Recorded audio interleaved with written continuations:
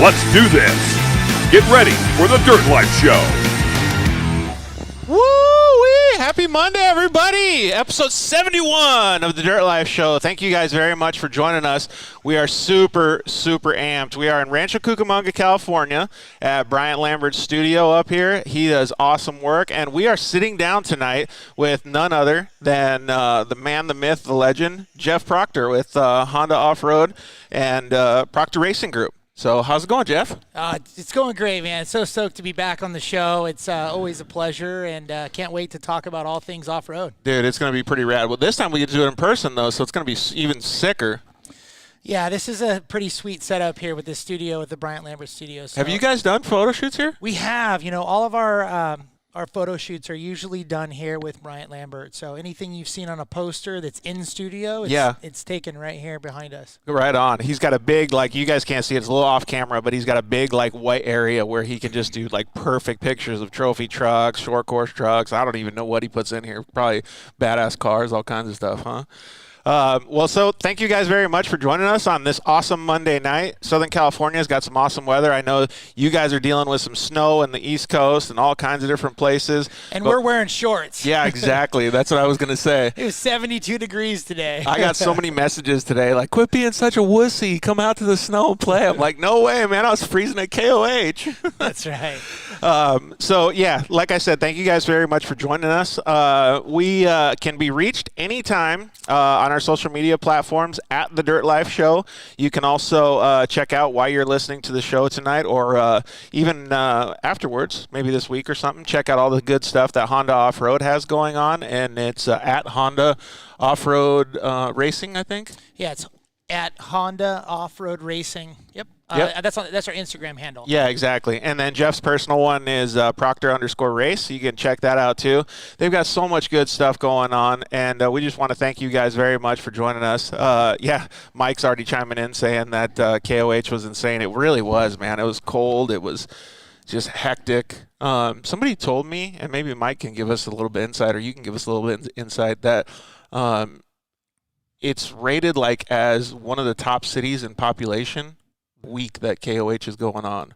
Oh, I haven't heard that, but it doesn't surprise me at all. How many people do you think were out there? They were talking between 50 and 70,000 people, and that's just way. That's just right there on the lake bed outside of Hammertown where everybody camps. That doesn't count for those that were camping over on Bessemer Mine Road or any of those other roads out there. So there was so many people, man. That was the first time I ever been out there, and it was pretty cool. So to get back to the intro, I'm Georgie Hamill, host of the Dirt Life Show. We got a whole bunch of fun stuff planned for you guys tonight. Before we talk about what's going on, I'd like to thank all of our sponsors. We have a mutual sponsor, actually, KMC Wheels. Right. Great. They've been with me for 7 seasons now. So super loyal company, right? Absolutely. So Ryan Edwards is running the program over there. We'd like to thank him. He's going to be calling in a little bit later tonight, maybe a little bit after 6 o'clock. He's going to talk to us a little bit about his KOH, a little bit about the stuff that you guys did at KOH, some of his other drivers. Man, he had tons of guys out there, so it'll be good to talk with him.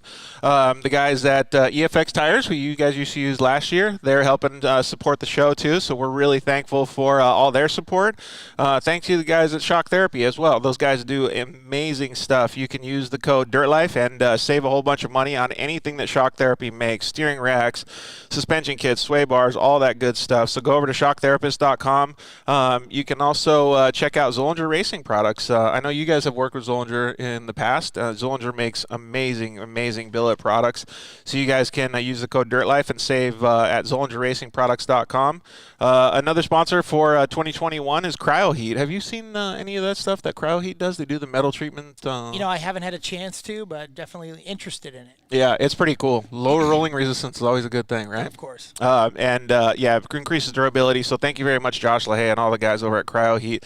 They do fantastic work. And you can see over here behind me, I got some of these off-road repair kits from Solderweld. You can use the code DIRTLIFE at solderweld.com and get yourself an off-road repair kit. They do amazing things with those things. They have rods and all kinds of different things inside them to be able to bond metal. You can fix or repair your ride and make sure that you finish your race or your your ride on the trail. So thank you guys very, very much for being supporters of the show. We are really, really thankful for all of the guys that have helped the show. We've had the same sponsors pretty much since the beginning, so it's really neat to see the loyalty like we just talked about, Jeff, with all of these people, and they see the support, and we see the support, and thank you very much to those guys because they're helping us grow. It's really cool. It definitely doesn't go unnoticed. We love those guys. All right, so for tonight, we have some pretty cool topics. We're going to talk about Supercross, and Ken Roczen just all of a sudden, he's your Honda teammate, right? He is. And all of a sudden, he's just like stepping up his game, like coming back from all those injuries, all those arm surgery. I mean, at one point, they told him he was going to lose his arms, and now he's out there like, in my opinion, he's a step above the rest of the field, and to be a step above the rest of this type of field or this class of motocross racers these days is phenomenal. You know, I think you have a couple components that are playing in for Ken Roczen having such a great season so far. One, I think it was a great decision for him to take the outdoor season off and just press reset in his life. He brought a son into the world. He was able to be a part of that and not on the road traveling, and just kind of recover from all of his injuries without getting into all the details of what his body's been through. So I think by him pushing reset and not racing the outdoors, I think that played a big factor. He came into the 2021 Supercross season really more prepared than ever. Yep. And then two, anyone who's ridden moto knows or talked to anybody in Supercross, when you're transitioning from a previous model that you felt comfortable on to the all new 2021 CRF 450, that's a scary time for any rider, because who knows if the geometry is going to work for you. Exactly. And how much development you're going to have to do to get that bike race ready. And Ken's been talking about since the beginning of the season that he loves the new 2021 all new 450. So you think like when it just gels, it gels? Yeah, I mean he's one with the bike, and that's where things start to really work for a Supercross rider, and he's in that flow right now. It really does seem like he is. As well as me, like lately, and especially the last probably 2 or 3 years, the start is so crucial, and he's knocking those things out like nobody's business. Well, I mean, of course he's got Honda power, but says the Honda guy. Aside from the Honda power on the whole shot, it takes a lot of skill. Absolutely. And I know Ken works really, really hard, like all those guys do in their starts, because they know if they can get out front, that they're way ahead when everything starts to kind of fall into place. So just like kind of low key, I've always been a huge Ken Roczen fan, and then over the past like 2 or 3 years that he's faced all this adversity, it's just elevated my level of fanship for him, dude. He's just one of those people who has a very like-minded personality to the never give up attitude that I'd like to strive for as well. So it really makes me happy to see him doing good. We're going to have Jessy Nelson calling in a little bit, and we're going to talk a little bit because he's good buddies with Ken Roczen, as you are. I wish Jessy was in studio today. You got to love Jessy Nelson. Dude. I can't wait to hear from him. The guy's hilarious and just so fun to be around. He really is. Just an overall great human. So he is. So it'll be cool to talk with him a little bit. We have a couple more topics that we're going to talk about. We're going to talk about how your guys' 2020 was with Honda, the debut year of the Talons, and obviously you have the Ridgeline program as well. So we're going to talk about the differences between 2020 and the changes for 2021 that you got with that program. And I'd like to see if we could get a little bit of information from you and maybe Bryant Lambert as well, since we're in his studio, about operating a professional race team, the marketing behind it, the production behind it, and all of the things that go into it. I know that we had some fan questions come in during the week when we promoted the show, and they were really interested in stuff like that. So maybe we can get a little bit behind the scenes with some of these guys. And Ryan Edwards, like I said, he's going to call in, talk about his KOH, and I guess this is kind of on the same lines that what I was talking about operating a professional race team. But I would like to see, one question that I have is how organizations or race teams pivot when you have, I don't want to say faced with adversity, but you get faced with a year like 2020, right? And all of a sudden you have to make different moves for the organization. You still have to please your sponsors. We talked about a couple episodes ago with some younger race drivers, and they were really kind concerned with how they were going to get more sponsorships and keep their current sponsors going for the next years, because they felt like they didn't pay what they needed to their sponsors in 2020. So I kind of want to see, how you guys go about doing something like that. So we definitely have a lot of good stuff to talk about. It'll be interesting to see. But since Supercross is so fresh, that's the first subject that I wanted to talk about. In about 5 minutes or so, Jessy's going to call in. Can you see anything currently? The first 3 races were just wild. We got the party animal starting over here. The first 3 races were just pretty wild over there in Houston. But then what was the difference in Ken Roczen's attitude to be able to come in and sweep Indy? I think he found his flow. I mean, the start of the season is always tough, and you always hear the Supercross riders always talk about, hey, I just need to survive Anaheim 1. I need to survive the first couple races and come out without an injury, and then they can kind of settle into their own. And I really think that that's what Ken was doing, because he was just kind of settling into that new bike, getting comfortable at race speed, and I honestly don't think, with the flow that he has right now, I think he's unstoppable. I mean, as much as Eli Tomac is so strong on that Kawasaki, I don't think there's any stopping Ken Roczen right now. So, and I can kind of I'm trying to read between the lines a little bit here, but being a race driver yourself or a rider yourself, you can almost see it in his body language, right? Or in his attitude, the flow that you're talking about, because you can feel that sometimes when you're behind the wheel too. Yeah, I mean, it's hard to describe, but when you're in that mental state of mind, it's like that zone, right? Yeah, it's really a mental state more than it is physical state. And when you're in that zone, it's really hard for your competitor to shake you. Yeah. You're just tunnel vision. Your body's feeling good. You're one on that bike or with that race car, and it's pretty hard to be stopped. I totally love that feeling, man. I've only had that feeling a few times, at least racing 2 wheels. One was that, and this is actually a question that we have for you too. What was one of your most memorable races? But one of my most memorable races was way, way back when. Sean Hamlin was a competitor of mine. He was a factory racer as well, and we were racing at Glen Helen, and I fell down in the first turn, and we were racing mini bikes at the time, and I was probably half a lap, 3/4 of a lap down, but by the end of the race, I was half a bike length from passing Sean at the end, and it was one of the most memorable races. I mean, I raced professional for a year and a half, 2 years, and that still beat some of those things. So that's the zone that you were talking about, right? You've been in that position a bunch of times, I'm sure. Yeah, I think you get to that point where it's kind of mind over matter, and you make up that decision mentally of where you want to be. And you got to that point where you saw him at the end of the race. You know how much ground you covered to get there. And I think you celebrated this silent victory. And I think that's for anyone who's competitive, right? God, if you could just bottle that up, dude. I know. How do you find that flow? It's actually a real thing. It really is. Lena just said hello from Rimrock, Arizona. So thank you guys very much for joining us. We really appreciate it. Hello out there in Arizona. Yeah, chime in too and ask Jeff any questions that you want. He's an open book when it comes to the Honda Offroad stuff. He's a really, really good dude on and off the track. It's nice to be able to see it.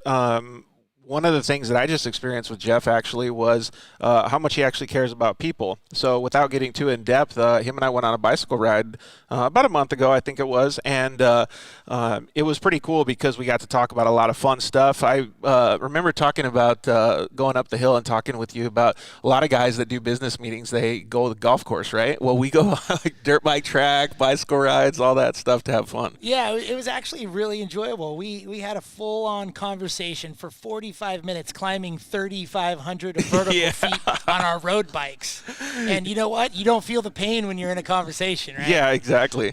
Well, thanks for waiting up for me. We're going so slow. But yeah, on the way down, I got to experience something that I didn't necessarily want to experience, but it was how much you care about people because I took a digger, and man, it was just like you came to life as far as taking care of people. You were like, all right, I got to call the ambulance. We got to make sure George is okay, take care of him. It was really cool to see, not necessarily because I wanted to, but a different side of the way that you operate in life. So it was neat to be able to experience that. Well, I think that's just human instinct. I don't think I did anything in particular. You know, obviously I cared about you, and we got you to the hospital, and you're here on the show. So yeah, exactly. But yeah, George. I mean, it was kind of scary there for a little bit, but glad you're okay. Yeah, thanks, man. And thanks for being able to be flexible to redo the show. Yeah, for those of you that don't know, George had a crash on our road bikes. We were up Glendora Mountain Road, descending at about 35 miles an hour. And he slid across the asphalt about 30 feet and came to a stop and broke his clavicle, his scapula, 4 ribs, quite a bit of road rash. And bruised lung. That's been a little hard, too. Bruised lung, and was in the hospital for a day and a half, 2 days. And, yeah, it wasn't fun there. But now he's 4 weeks post-crash, and he's back on the show. And yeah.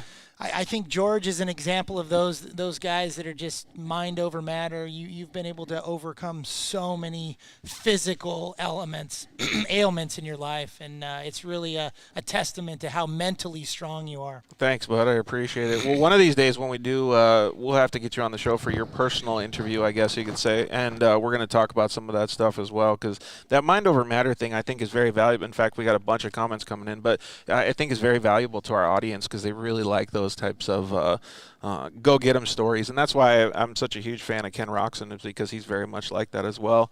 Let's see here. So some of the comments are coming in. Jeff, how was the transition to 40s at KOH?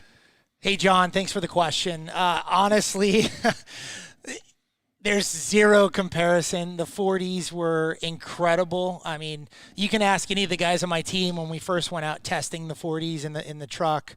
I had a permagrin on my face. It just handles the bumps so much better. The G outs, you can carry so much speed. You can get on top of the whoops a lot better. Did it make a difference with because you're operating on it with a V6 engine? Does it make a difference in the way that the power is delivered to the ground? Yeah. So initially we thought we were going to have to re-gear the rear end, and not necessarily tuning of the engine, but it turns out that Honda engine has plenty of bottom end torque to turn those 40s, so that was really a non-issue. So nice. we didn't even change our rear gearing. The only thing we had to change was up travel with our body, so we had to re-engineer the entire body. A little bit of shock tuning. I got to say that new body looks sick, though. Yeah, we're pretty stoked on it. That's the all-new 2021 Ridgeline body that will be in dealerships this month. Really? Within the next couple weeks, actually. Oh, dang. What good timing. Yeah. Yeah, so you guys should go check that out, actually. Check out the way that those 40s look on that truck and the new body. Like I said, it's at Honda Offroad Racing on Instagram, or you can check them out on Facebook. And they just launched a new website, too, right? We did. Yeah. We launched it right before KOH. Does that got some pictures and stuff of the new truck? It does, yeah. Sweet. I'm going to have to go check that bad boy out. Yeah, there's no comparison between a 37 and a 40. That additional 3 inches of tire makes a world of a difference. Do you guys run different pressures and stuff now? Or, like, what's the details on it that's better? I think the terrain can often dictate pressures. I see what you're saying. Yeah, because you got to individualize it for I a don't race. know if I feel comfortable talking about kind of our tire strategy, but no, I didn't mean the strategy. I was just saying compared to the 37s. Yeah. So what I will say is that we had 0 flats at KOH with this all-new Razor MT from Maxxis. 0 flats on the rockiest course you can possibly imagine. And there's a lot of racers out there that were on project tires. Now, keep in mind, we were on a DOT tire. Yeah. They were on project tires and had 3 and 4 flats out there. So I think it's a testament to this brand-new Maxxis tire that we're running. It's pretty cool to see. And you guys ran them on the Talons too, right? We did, yeah. Different tire. That's a rock-specific tire, the Rockzilla. Are you going to use a different tire for the desert program? Okay, cool. So we got some comments coming in and questions coming in as well. But Craig says hi from Oregon. Love the show. John says, oh, hello from the frozen tundra. See, that's exactly what we were talking about. It's some of the audience that's way out there in the frozen parts. Hey, John, sorry you're so cold. We're sitting here in shorts in Southern California. Yeah, exactly. He does come out to Arizona, though. He's chimed in before and shown some pictures of Arizona. Yeah, thanks, Craig. Put me in a little bubble, dude. Right? Hey, Craig. Good to see you. One of the things, oh yeah, you know Craig, don't you? Know Craig, yeah. So Craig's a fellow Honda Talon rider too. Yeah, he's a talent enthusiast up there in Oregon. So we had a couple comments come in, I think actually from your Honda Offroad page, that said, out of the showroom, how does the Honda Talon perform? Before you answer that, though, I want to give my opinion. Okay. That DCT is off the chain good. Like, it is so smooth. To me, it feels like a perfect clutch, right? Like when you have a hydraulic clutch on a dirt bike that just operates perfectly, that's what it feels like. Because I've ridden the blue side-by-sides before, and they don't feel quite the same as far as smoothness and stuff goes. It's much more of a, raunchy is a bad word, but that's the only word. Like, it's a really notchy, like, bad feel. So when I drove the DCT, that was like a selling point for me. Yeah, absolutely. I definitely feel like it is a selling point. The way that I kind of, without being disrespectful to any of the other brands, I mean, when you're looking at a Honda, you're looking at an automobile manufacturer versus snowmobile manufacturers or dirt bike specific. So you take an automobile manufacturer, they've taken everything that they've learned over the 50 years that they've been in business, and they've put it into this side-by-side. Right. Yes, it was 10 years late to market, but the reason why it was 10 years is they wanted to make sure that they got it right. Yeah.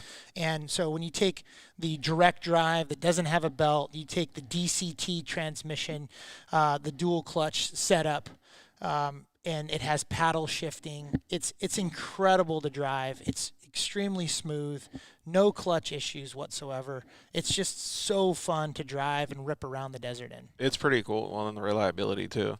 To play devil's advocate, though, since they were late to market, do you think that they missed out on anything? Was there anything that they overlooked?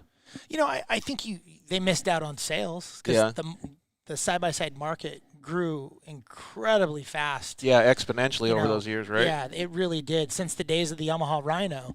But I don't think that they've missed anything, to be honest with you. We drive these race cars really, really hard with a lot of stock components, and we're not seeing failures driving them at race speeds. Well, actually, that's a good transition into the next question. The next question is when is Honda going to have a production model turbo?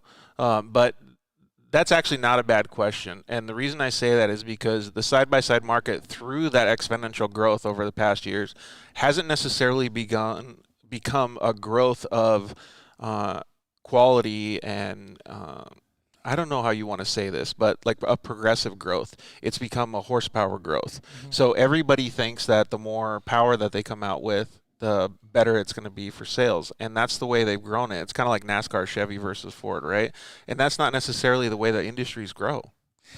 Yeah, so I think I'm going to be hated for saying this on your show right now. We might get some interesting comments here, but when you talk to Honda internally and you ask them, why not the turbo? They'll say, hey, all of our data suggested that turbo wasn't the big seller in the marketplace. It's very strong on the West Coast, but as soon as you get off the West Coast, you go Midwest, you go East, you go South, they're in trail systems that don't really favor the horsepower.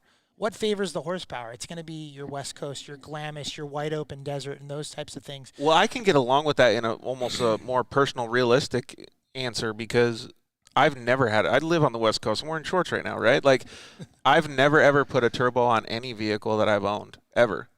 And I've never had a problem. Well, I have said this many times on the show.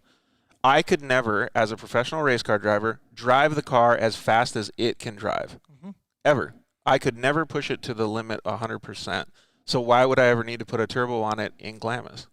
Well, I think that there's guys that can use the horsepower in Glamis. Drag guys? But the reality is, and this is going to be that point where I think I might get a little bit of harassment online, is that when you look at the data, the average consumer can't handle that power. And when it comes back to Honda being a very conservative company, they don't want that liability of a 210 horsepower Can-Am that exists out there, because the average consumer that's going to buy it can't handle that horsepower. Now, what's that 210 horsepower for? Most of these people on the show are going to say, oh, I can use it all day long.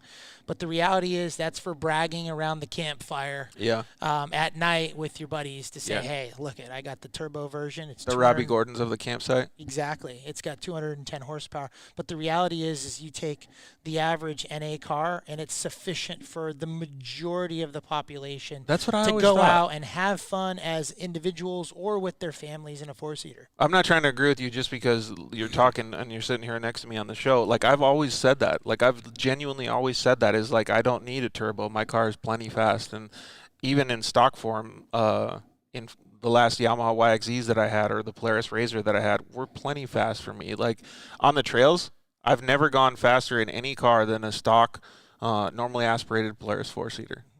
And I'm not trying to sell the NA version just because that's what Honda has. I mean, think of it like this. The faster you go in a side-by-side, the more maintenance that side-by-side is going to require. Everything else wears out. The more horsepower you have, you're wearing out components a lot faster. So it's just more expensive to maintain for the average consumer. Yeah, exactly. So overall cost of ownership, the Honda Talon's the way to go. Well, I think that, so to answer Stefano's question, I think that when is Honda going to come out with a turbo standard? I think that's probably going to be some sort of option, maybe. Maybe they'll come out with a turbo kit or something, or an aftermarket company will come out with one that they can just put on after they buy it from the dealership. And then the turbo kit actually exists now. Okay. Jackson Racing, actually a local company here, has worked closely with Honda to develop a kit. And will Honda do it in the future? I don't have the answers to that. That's kind of the million-dollar question, and I just don't want to overspeak at this time. Well, one of the dudes that's going to be able to answer some of these questions for us that may not be a Honda guy, a Polaris guy, is Jessy Nelson. What's up, Jesse? How are you, dude? Hey, guys. How's it going? Sorry, I had a little technical difficulties. What's going on, man? How are you guys doing? We're doing great. I've been unloading for the last few days, and it's been a mission. How many days were you out at KOH? Because, Jeff, you were out there for what? 8 7 days. Oh, Jesus, dude. I was out there for 1 day. Yeah, I was out there a while. So how many days were you out there, Jess? From Wednesday till the following Saturday. Oh, my gosh, man. Dude, it probably felt so good to take a shower. Oh, you want to hear us even? Well, we stayed in the motorhome. My parents brought their RV out. Yeah, I went and said hi to your mom when you were stuck up in the rocks. Yeah, I was up there for a good 5 hours. But on the third day of camping, we blew out our water pump, so that was eventful. And then taking showers with a gallon of water was pretty nice, really refreshing, especially when it was like 40 degrees outside. So that was part of the week as well. And I was out there early because I didn't have a chance to go pre-run at all, and I didn't know or even hit the rocks before the race. So I thought, all right, let's get out there early. I'll bring a good amount of parts. Like we don't have a pre-run car because we decided to race 2 months before Hammers officially kicked off. Dude, talk about throwing yourself into the fire. Yeah, just a little more of a beast than I thought. But people just kept asking me, why don't you race Hammers? Why don't you race Hammers? And finally I just got sick of it, and I was like, fine, we're going to race it. HDR gave us a long travel kit for my Pro XP, and I already had a Car 1 built cage that I knew would pass tech, and just it came to the point where it was like, well, car's like 50% there, might as well just give it the other 50. And signed up, and we went away. And during this whole time, I was also building a works car because I'm racing the Works Series in RS1. So I had my hands full with that, and not to mention getting extra sponsors on board, along with suit design, new helmet deal, helmet design, figuring out what kind of helmets I need, figuring out that I even needed, a neck restraint. I've never even ran one before. I don't even know what they were. Dude, I'm telling you, operating a race program is not as easy as it is. It's not. I'm sitting here listening. I'm not laughing at Jesse. I'm sitting here thinking, gosh, this is my world in a nutshell. Yeah, 100%. Is that Proctor? Yeah, Proctor's with us, bud. Oh, okay. I was like, man, this guy sounds familiar. Yeah, we were just talking last night. You remember me? Oh yeah. There you Hey, go. so I know that your KOH was good, but I want to mainly talk about Ken Roczen because we were just talking about him. But dude, you qualified Oh, you want to talk about me? No, I want to finish up the conversation, but you qualified. You qualified for almost all day. You were in sixth, then you got like the power hour. You got pushed back to right around what 15th, 20th area, and dude, 18th or 19th. I think 19th. honestly, I was sitting behind the computer watching, and I was like floored that you did so well. I was like, hell yes, Jessy is doing so awesome. Yeah, he was ripping out there for sure. That's killer. I mean, dude, I was shocked because we only did one lap around the course because we were having suspension issues, and then I blew out all my suspension mounting points for all my A-arms, and then my shock tower was blown out. All these different things. We didn't have time to fix it. We worked on the car for literally 6 days, and the last day before the race, my dad and my friend Colby they didn't even go to sleep. They stayed up all night working on it, and they took it straight to staging without even going to sleep. Dude, that's crazy. I went to bed at 11 and woke up at like 5:45, hopped in my truck with the heater on, and drove down to staging.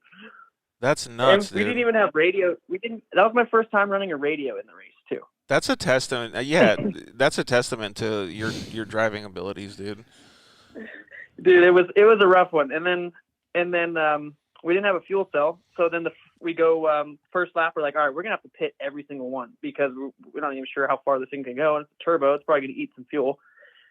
And we're like 2 miles out from our pit, and our friend Colby's on the radio, and he's like, I think I'm gonna make it, but I don't know. And he was pulling in as we're passing through the pit, and we're like, oh, great. And he's like, hey, just conserve fuel. And I'm like, all right. First section, I'm wide open, and the next thing you know, I see drop a couple bars, and then I'm about halfway through the desert loop. I'm doing 40 miles an hour on the straightaways, just cruising. And we're like, then we have like 1 bar left, and we still got like 12 or 15 miles to go. And I come down this hill, I'm like, very easy on the throttle, but you're coming down a hill, you need to hit the brakes. Hit the brakes, car dies at the bottom of the hill. Oh. It starts up and then starts sputtering for the next 10 miles. The pickup's probably in the back of the tank. Yeah, sloshing in the tank. Oh, dude. Made it to the pit, and then fueled up, pinned it to main pit, and then got fuel. My dump can wasn't working because mine got switched with Sarah Price's because it was like the same fuel, same style can, everything. So she had a different size fill hose, and then I had hers, and it just wasn't working. They said they dumped like 4 gallons on the tarp. Oh. And then we had to swap the tire, and then with not even a mile into that next lap, blew a tire because it just was like, oh man, that was a slow pit. We need to pin it. But the whole time our goal was just to finish. But for me, I'm just like, oh, I got so much more. It's so hard to like restrain yourself and just cruise, because we're running stock axles, stock tie rods, stock. Especially being moto guy, like moto guy's always wide open. Dude, I wanted to go so fast, but I just couldn't. So we're just cruising pretty much, and then blew another tire. Then we blew an axle. Then we blew 2 axles. Man. Then we blew 2 tie rods, and that was the nail in the coffin. Jessy, you forgot the part where the Honda racer got in front of you. This is the discussion we were having last night. Oh, really? Is that one of my guys got in front of him, and I wasn't gonna bring it up. No. I think it's important to share. We had a very professional discussion last night, and it was, hey, my guy came up behind him. Jessy was nice enough to let my guy go, and then my guy held him up. And I guess my guy bumped him a little bit, and so we were talking about it. And so anyway, the offer still stands, Jessy. I'm gonna cover your rear bumper. Absolutely not. It's just a little scratched up. Good thing we had like an 1/8 of an inch thick number plate that my friend made in his metal shop the night before the race, so it was strong enough. But no, we were just coming down this little hill, and it was just a squirrely little section. We were getting bumped, and we're like, dude, this guy was just. I feel like all of KOH is squirrely, dude. and we passed him around like a pretty sketchy alternative line, gapped him, and then we just paused for a second. We just got bash. As we're like locked the brakes up, about to go down this sketchy cliff that was like a 90-degree turn to like another one. The whole And race like, is sketchy. It seems like it. Hey, I don't think I've ever had that much fun in a razor or any race probably, other than my first time at Glamis in the Turbo S. That was Really? one of the funnest things. But I had the whole time, dude. We were laughing. We were blasting music. We were like, my co-driver Tristan. We were freaking talking and laughing, and we're just making jokes, and yeah, it was fun. I wish we had an onboard cam to like hear everything we were talking about. Dude, you got to put the GoPro, like hook up the GoPro with the audio that's coming through your speakers and stuff, so everybody's like listening to music with you guys, just jamming. Dude, my radio wasn't even bolted. It was stuffed in my glove box and wrapped with a bunch of towels so it wouldn't go anywhere. Dude. That's how bad it was. So I think this is a great point, though, Jesse, and that is it's such a unique, exciting event for side-by-sides that anyone can come out and participate. Yeah. I mean, from the professional racer to the privateer and everything in between. Jesse's far from a privateer, but the point is everyone can come out there and have a lot of fun. Make sure that your car passes tech and just get it to the finish line. How many guys were out there this year? 120 or something like that? I had heard at one point it was 114 entries. Holy smokes, dude. So it's the biggest class at KOH. Amazing event too. Like the fact that they could do that in the middle of a pandemic was amazing, and the way they ran it, and it was so much fun. I loved it. And back to the tech thing, yeah, that took us 5.5 hours to pass tech, but we made it through. Well, they got to make sure that you have all the safety items. Yeah, because those rocks are gnarly. I saw a few videos of dudes just hitting rocks. Man, it was kind of scary. A lot of rollovers. Yeah. Yeah. It looks crazy. Hey, so we got a couple comments that came in. I think some of these are for you, Jeff. Hello from the 520. What's up, Ramon?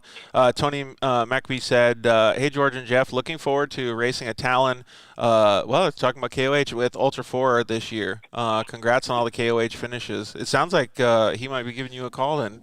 Yeah, Tony, let us know what we can do to support your Honda Talon efforts in the Ultra 4. That'd be fun. That's actually one of the questions that we had come in, too, is do you guys have any race support stuff for other teams? Yeah, I think that's a great question. So for those of you that are familiar with the Red Rider Support Club that Honda has, anyone who races moto knows that they can go to any of the big tracks, Loretta Lynn's, and get Honda support as an amateur. What we're trying to do... I think Jessy actually did some of that. Yeah, what we're trying to do is represent the Red Rider Support Club for Talons that are racing. So any event that our team is participating in, we kind of put our arm around other Talon racers and offer intellectual support. We can offer parts. We can offer engineering, setup, advice, whatever they want. And it's just something that we offer that's free of charge to anyone that's racing a Talon, and we try to be there for anybody that wants to race a Talon. How do they line that up? Like, do you have to do that before the races, or do you just come up to you at the races? They can come up to us at the races. They can, send us an email from our website prior to. A lot of people message us on Instagram and Facebook, to be honest with you. We've helped people all throughout the year. Even an interesting story at KOH, one of the Talon racers drove all the way from Colorado. Really? And he was driving to the front gate to give someone a pass, and his dog was riding shotgun in his race car.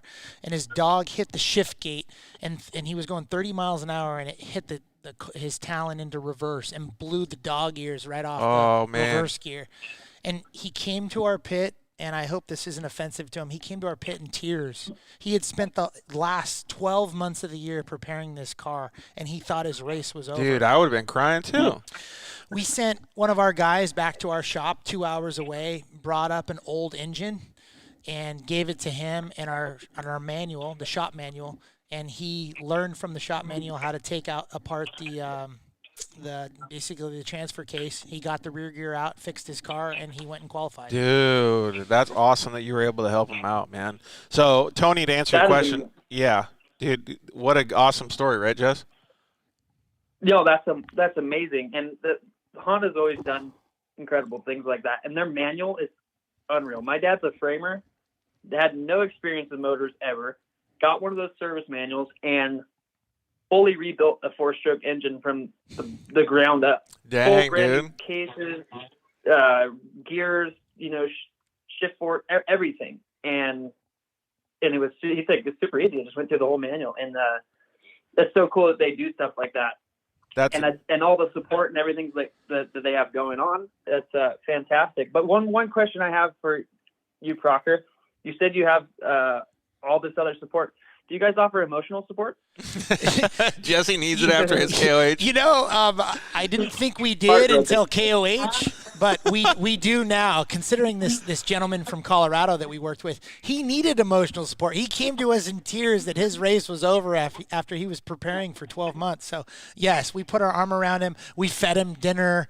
We pumped him up. We told him he was going to do great, and he qualified. He started the race. He ended up timing out, but he had the time of his life, and he is just telling everybody about his KOH experience on social media. Oh, that's rad. So yes, Jeff Proctor, aka Dr. Phil. Yeah. So even if you're racing your Polaris Turbo S, Jesse, we are available for you anytime. For hugs and hamburgers, Jesse. Oh, perfect. Hey, so I tried to come find you in a Talon, actually, the KMC Talon that Ryan Edwards let me drive around. I tried to come back to your pits like after I kind of thought you were going to be back at the pits. And, dude, I got lost for because there was so many people out there. I didn't know how to find camp because I couldn't get through all the commotion. It was in the dark, and there was like you said, it's 60, 70,000 people. I had absolutely no idea how to get back to the camp. So that's when I got a little bit more experience with the DCT, just cruising around. Nice. Whatever it takes. I know, right? So yeah, thanks for the pacing at KOH is one of the hardest parts. What's that? What does he mean by pace? Oh, going behind the other drivers, like in bottlenecks and different things like that? How do they do the timing for that stuff?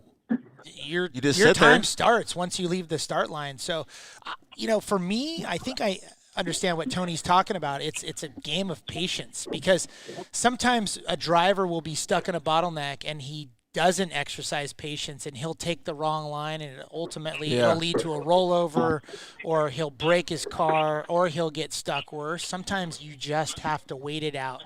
And a lot of these drivers, what they'll do is they'll send their navigator out to help the cars in front of them get unstuck so that they they can get through. That makes sense. There's actually a lot of teamwork that takes place in the rocks to get all these cars through these bottlenecks. Did you guys have to do that, Jesse? No, really, no. My co-driver never got out. Who was riding with you, Jesse? Tristan Twisselman. Oh, Tristan, yeah, that's right. Yeah, no, we didn't have to. We made it almost. We were just right at the end of Jack Norris. Everything else was pretty solid. But yeah, I mean, like you were saying though, I mean, slower is sometimes faster. I mean, if you go to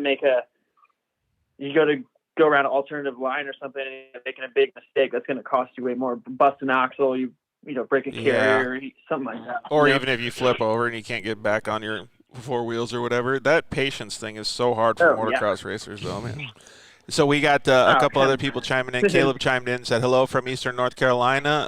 So cool to see Bailey Cole in a factory Honda. Was his a turbo? No, I think it was normally aspirated, right? Yeah, both of our factory Honda vehicles were naturally aspirated. Mm-hmm. Yeah, so they were basically coming off the production floor with some beefed up mods, and that was about it, right? Yeah, we had some KOH specific mods for them to get through the rocks, but fairly stock. How many Talons were at KOH? I saw a bunch. There was a lot. There was 4 that raced in the UTV race, but there was a lot out in the pits and around camp and everything. Well, I always think that's so cool, man. Yeah, that's awesome. Thanks for the info. No problem. Just pacing yourself to finish, especially in traffic. Well, I think that's what Jeff was talking about, like that patience is like a virtue literally at KOH, right? Yeah, I mean, there's a lot of guys. Everybody talked about how the desert loop was first and then the rock loop was second. And there's a lot of guys that go out and break their cars in the desert loop and never even see the rocks. And so I think that's what Tony's talking about is just – finding the right pace where you're not abusing your car so you have car left by the time you get to the rocks. Exactly. So did you have fun overall, Jesse, or what's the plan for next year? I had an absolute blast. Like I said before, that was probably one of the coolest races and things I've ever done. And that was just a pre-run for us. Now we learned a lot. We have a lot of it figured out. I didn't even know about, tagging your car or any of that stuff. So I don't even know what is that. A lot. It's just they have to check it over chassis, it's like a chassis brakes. tag. Oh, tag. I see what you're saying. Yeah, chassis tag. Yeah. Gotcha. Yeah, I never knew about any of that stuff. So big learning event for us. So I think of it as just a pre-run pretty much now, and I learned so much, and like we have so much information going into it. We didn't really have anybody that's done it really helping us out. I mean, the most help I think that I personally got, other than from my partners and people that helped me out, like Polaris and 40 Parts and people like that, were actually like the Miller brothers. Cody and Hunter helped me out with like any question I had. They, from rock straps to bolts to strengthening this or skid plates or what different bumpers, like they helped me out so much. Like any question, they're always like right there. Like, and I think that's what's great help. about this community is that Jesse's getting help from a factory Can-Am team. Yep. And he's Polaris and we're Honda. I mean, everybody kind of works together, and it's just a really cool atmosphere. Anyone listening to this show, you have a side-by-side, highly recommend that you come out and race with Jessy and my team next year. It's a blast. And even if you can't go to KOH, go to some of the works races and go to some of the like local races and stuff, because it's like the community and the family atmosphere is super cool. All right, Jessy. So I love it. It's totally different than motocross. Dude, way different. People, and I absolutely love it. Hey, so speaking of motocross, first of all, congratulations on your KOH efforts, man. Like, I was looking at your times and checking it all out, and I was flat out impressed, dude. So keep it rolling for next year. Hey, so we were going to talk about Ken Roczen a little bit. So he's one of your homies, and Jeff and I were talking about it a little bit at the beginning of the show. What the heck is changed with Kenny that, like, all of a sudden he's just at, like, another level? I mean, the field is so stacked, but he's, like, on top of that field. I think just being healthy. Honestly, that's it. Like, he's always been the man, He's just always been fast. He's always had all the right tools and equipment to do it, and especially talent. And the guy works harder than anybody I've ever seen. And I think just getting that break that he needed. I thought at first I was like, man, take outdoors off. That's kind of gnarly. But I guess if he wasn't him riding. You could tell. Like, some weekends he'd be solid, other weekends he'd be struggling, and I don't think fitness is really the question with him. I think it was, this whole time it was kind of something physical, sickness wise. It wasn't really like lack of trying or lack of effort or his program. Dude, I'm just a huge Ken Roczen fan, so I'm pumped that he's like that he's doing so well. Hey, so on a sour note, what do you think about Vince Freeze, dude? I think it's just wrong place, wrong time. I don't know. It's wrong place, wrong time at like pretty much every race. Yeah, I don't know, man. It happens to everybody. Sometimes things happen. Some people just hit with that bad luck, I guess. It's hard because if you look at the video and you kind of look at the face of that triple that they're going into, like, he had to drift over to like that cleaner line because the face of that triple just looks so screwed up. And I just don't think he was anticipating Barsha being right there, because there was somebody right in front of Vince. And I think he was just caught in a battle and didn't really know what was going on. So not that you're asking for my 2 cents, George, but I mean, I'm definitely asking. I've looked at the video of these incidences, and you can't necessarily, because who else got in it? Dean Wilson. Dean Wilson, and then now Vince Freeze. And if you look at it, the flaggers aren't really doing that great of a job to let these guys know ahead of time. They're really not. The flag comes out at the very last minute, and by that time, he's already selected his line on the triple. So it's too late by that point. Do you put more people on the track then? I don't think you put more people on the you're talking about riders or flaggers? Flaggers. No, I think the flaggers need to be educated that when you have that lead train coming through the pack, that those guys need to be very animated out in front and telling those riders, hey, you've got the lead train right on your tail. Get out of the way. They were actually quite a bit like in the, I don't know, like 2010 area. Well, actually, Jessy, when you first started racing pro, the flaggers were off the chain good, weren't they? Absolutely, yeah. That's another thing I was just about to say, and I was like, man, I remember the blue flags were like, they would wave like 3 of them when we were coming through the pack. Like, I never had issues with lappers. I mean, there were tons of lappers. The field is deep. I think maybe, like Jeff was saying, just having them more educated or having them be actual fans to where they're watching what's going on. They know who's on the lead lap. They know who's coming through the pack, and they know the speed that they're coming. Like, they're catching these guys at a very exponential rate. You know what I mean? Like, it's not like they're lapping only 19th and 20th. They're lapping all the way up into like 10th sometimes. Dude, they are. Yeah, put a headset on those guys and have like a guy in the sky telling them. Like, you know, but they kind of just seem clueless in the middle of the track. It would be a huge help. I'm glad that you brought that up because I was wondering, like, I was actually, as a fan, I was kind of putting fault on the riders, but if you actually take it away and talk about the organizational portion of it, that's a huge point. Yeah. Well, or even if they had a blinking light on their bar for everybody that qualifies for the main, you get this light and somebody up in the stands or something is watching who's going where, and they'll have like a blinking light or something to signify or signal them to what's going on. Dude, you put a little beeper inside the helmet. Yeah, it's just like the tracker in our off-road cars. Yeah. You can notify the car in front of you that you're coming up behind them. Yeah, that tracker and that KOH was probably the coolest thing I've ever seen or used before. That was I saw those, rad. but during Lucas, we had the same kind of thing. We had a light system that we had to pay attention to. None of us ever looked at it because you have to be so focused. Like, I would think that the dirt bike racing, it would be way, way gnarlier because you have to be so intent on what you're doing and where your mind's at. But maybe, what about like a beeper in your helmet? I think that would be a question for Jesse. I think he'd be able to notice something flashing on his bar or something. Maybe. Oh, you'd see it very quickly. Just like the old Hondas when they had that. I haven't looked at the new ones, but like 2012, 13 or whatever, they would throw, if your kill switch was blinking and had like a check engine light. And one of my bikes, no matter, it ran perfect always, but it always had that light that would just blink and have issues. I don't know why, but I would notice that every corner, every jump, I'd see that thing. I remember that. So actually, we had a comment come in, said, is Ultra 4 stepping in and taking over the Lucas Oil races? So that's what the, Caleb, thanks for commenting in on that. That's what the word on the street is. And actually, Caleb, we have our buddy that used to work at Lucas. His name is Alex Streiler. He's going to be on the show next Monday.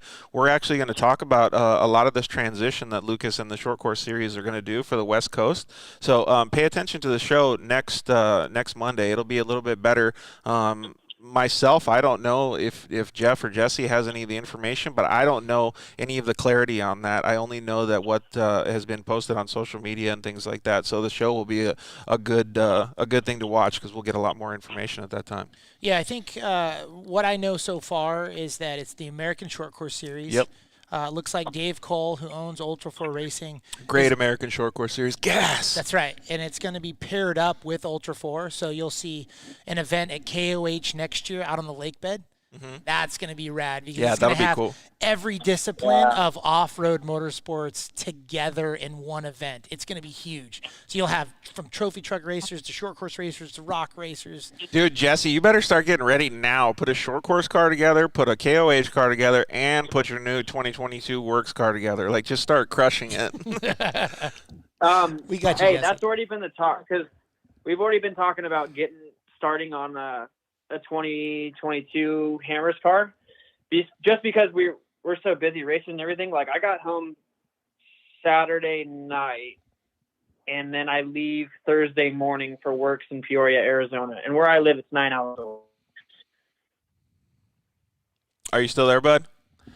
So we had could you hear me? Sorry. Yeah, you said it was 9 hours away. That's a deep drive. Yeah, so I mean, we're only at home for a couple days, go through everything. I still haven't prepped my car from the last Works race because as soon as I got home, I was packing up and leaving for Hammers. With a little gap. Yeah, we had John Lewis actually comment in. He said that the flaggers used to be a lot, now they're barely waving the flag at all, but they used to be a lot more aggressive at waving the flags and stuff. Yeah, the flaggers aren't under race control. Now they should be under race control. Yeah, they definitely should be. Who knows? I mean, us having this little janky show, it's not going to make a change in any of the Supercross and Feld stuff, but it's a good point to bring up because it's confusing for all of the people that are listening to the show and for all of us, right? Because we think, what the hell is happening when when the guy in second place crashes out when he's doing so well, and you automatically blame the dude that's in front of him, right? But I like having these discussions because it brings a whole new perspective on it. Absolutely.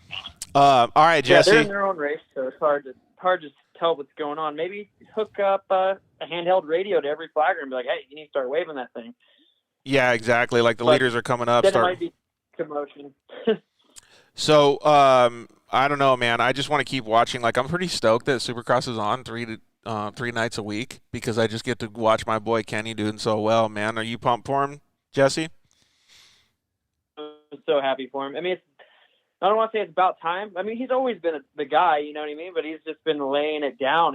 He's been so consistent, so strong, and like he looks like he's back to his old self. And I think that bike is definitely making it a little bit easier for him to do his job as well. Dude, one of my buddies just had one of the Works editions show up in Tucson, Arizona. It just finally showed up to the dealership. He picked it up and rode it on Saturday, and he's sending me pictures and stuff, dude. It does look like next level. And he's like, dude, I had to take it easy because it was giving me confidence that I didn't think I could really go that fast. He thought it was super, super good. Have you seen one or got to ride one yet? You know, I haven't. I haven't ridden moto in probably 3 or 4 years, just because. Just looking at it, though, dude. I'm worried if I ride moto, I'll come away with a broken leg because I can't just go throw a leg over a bike and putt around on a track. Yeah, exactly. But just looking at it, dude, it looks so. Just sitting there on the stand looks fast. Oh yeah, it looks good. Badass, sure. Hey, so what's the next race for you, Jesse? You said it was Works. Works this weekend, so I think practice or qualifying or something like that is on Friday. I think it's just practice, actually. The first round we were supposed to be qualifying. So the second round, I'm sitting third in points. Nice. And hopefully I do the right prep this time again and everything goes well. Got some issues that we didn't really get to fix. I brought my RS1 out to Hammers, and that whole time I was out there, I was like, oh, I can get some time to fix some things, do a little tweaking here and there, maybe test a couple things. It just collected dust. No time. There was not a single night where we didn't go to bed before 1:30 a.m. Dude, that's crazy. Dude, like hearing these stories, man, more kudos to you. I mean, you and I texted and called each other while you were at Hammers and stuff like that, but hearing the stories of all the, I don't want to say if it's adversity, but all the stuff that you went through during the week, man, I think it's super cool that you did so well. And dude, we were making suspension brackets while we were at the race with a grinder and a cutoff wheel. Was this Colby Wemple? What was that? Was it Colby Wemple? No. My friend Colby. Gosh, it's so hard to say his last name. He's German, and it's I'm not even going to butcher his last name. It's so German Colby. Yeah, German Colby. Yeah. Well, he was a welder. He had some scrap. He freaking helped us so much, and I wouldn't even been able to race if it wasn't for him. Dude, I'm stoked that I'm stoked that you're doing so well, man. And not to mention, dude, the hustle that you have for this side-by-side racing is pretty incredible. I'm glad that you have all the support and are loving it so much. It's super, super cool. Oh, I freaking live, breathe it, dude. I don't know why. I just ran with it. I love it. It's been really cool. I think this year I'm more focused on race stuff, and I just want to see what I can do. And then this year is going to set me up for next year, because let's be honest, I've only raced a handful of times. I've been driving them, but I haven't really raced a lot. I probably got 12 races under my belt, 10. And just going to see what I can do. I want to do it for myself, you know? Dude, you're doing awesome, man. And it's nice to see the I don't know, the go-get-'em attitude. It's a breath of fresh air for me to see that, because there's so many people that aren't as excited as Jesse. So when I see smile on his face when he comes off the track and stuff, it's pretty bitchin'. Yeah, he's got an incredible amount of tenacity and drive and mental fortitude. So it's always inspiring to see a guy like Jesse out there at the track. Hey, so when you come back down to Southern California, dude, you got to show me the taco spots in Lake Elsinore. Tacos de Elsinore. I know. You got to ask Brian Carr. He knows all the local spots around there. That's where it is. All right. Well, we'll ask Brian Carr when you come down next time. All right, homie. Well, hey, we'll let you get back to it, because you're busy getting your works crowd ready for this Friday. I'm actually just about to hop in the truck. I got my KOH car in the back of the trailer right now, and I'm going down to San Luis Obispo to go to Tristan's house, and we're gonna start tearing that car apart a little bit. And then I got some wheels for my works car. We got them out tonight. All right, dude. Well, sounds like he's got a full plate. George. Yeah, we'll let you go, dude. Get some sleep. Get some sleep at some point, homie. No rest for the wicked, dog. All right, thanks, Jesse. We'll see you later, bud. All right, see you guys. Thank you. Man, like, you can just tell he's amped. Yeah, like, he's it's pumped. super, super cool. Were your drivers Bailey Cole and Jordan Pellegrino? They did KOH for you. How amped were they? Did they have the same kind of level of stoke?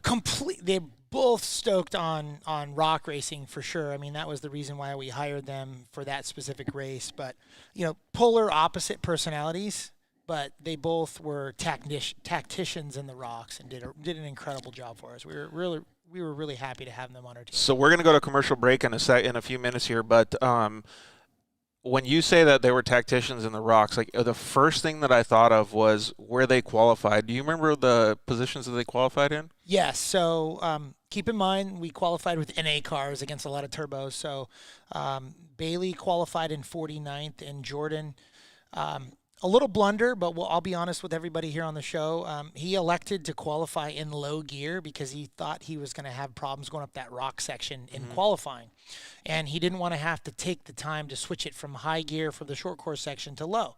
And he said, I can go in low 50 miles an hour. Well, it turns out that cost him at least 10 seconds in his qualifying time. Oh, wow. Off of Bailey's time. So that put him in 69th. That was just a bad decision. That's a learning experience that you're just going to have to deal with for next year, right? Yeah, and I'll take responsibility for it. I kind of let him choose that.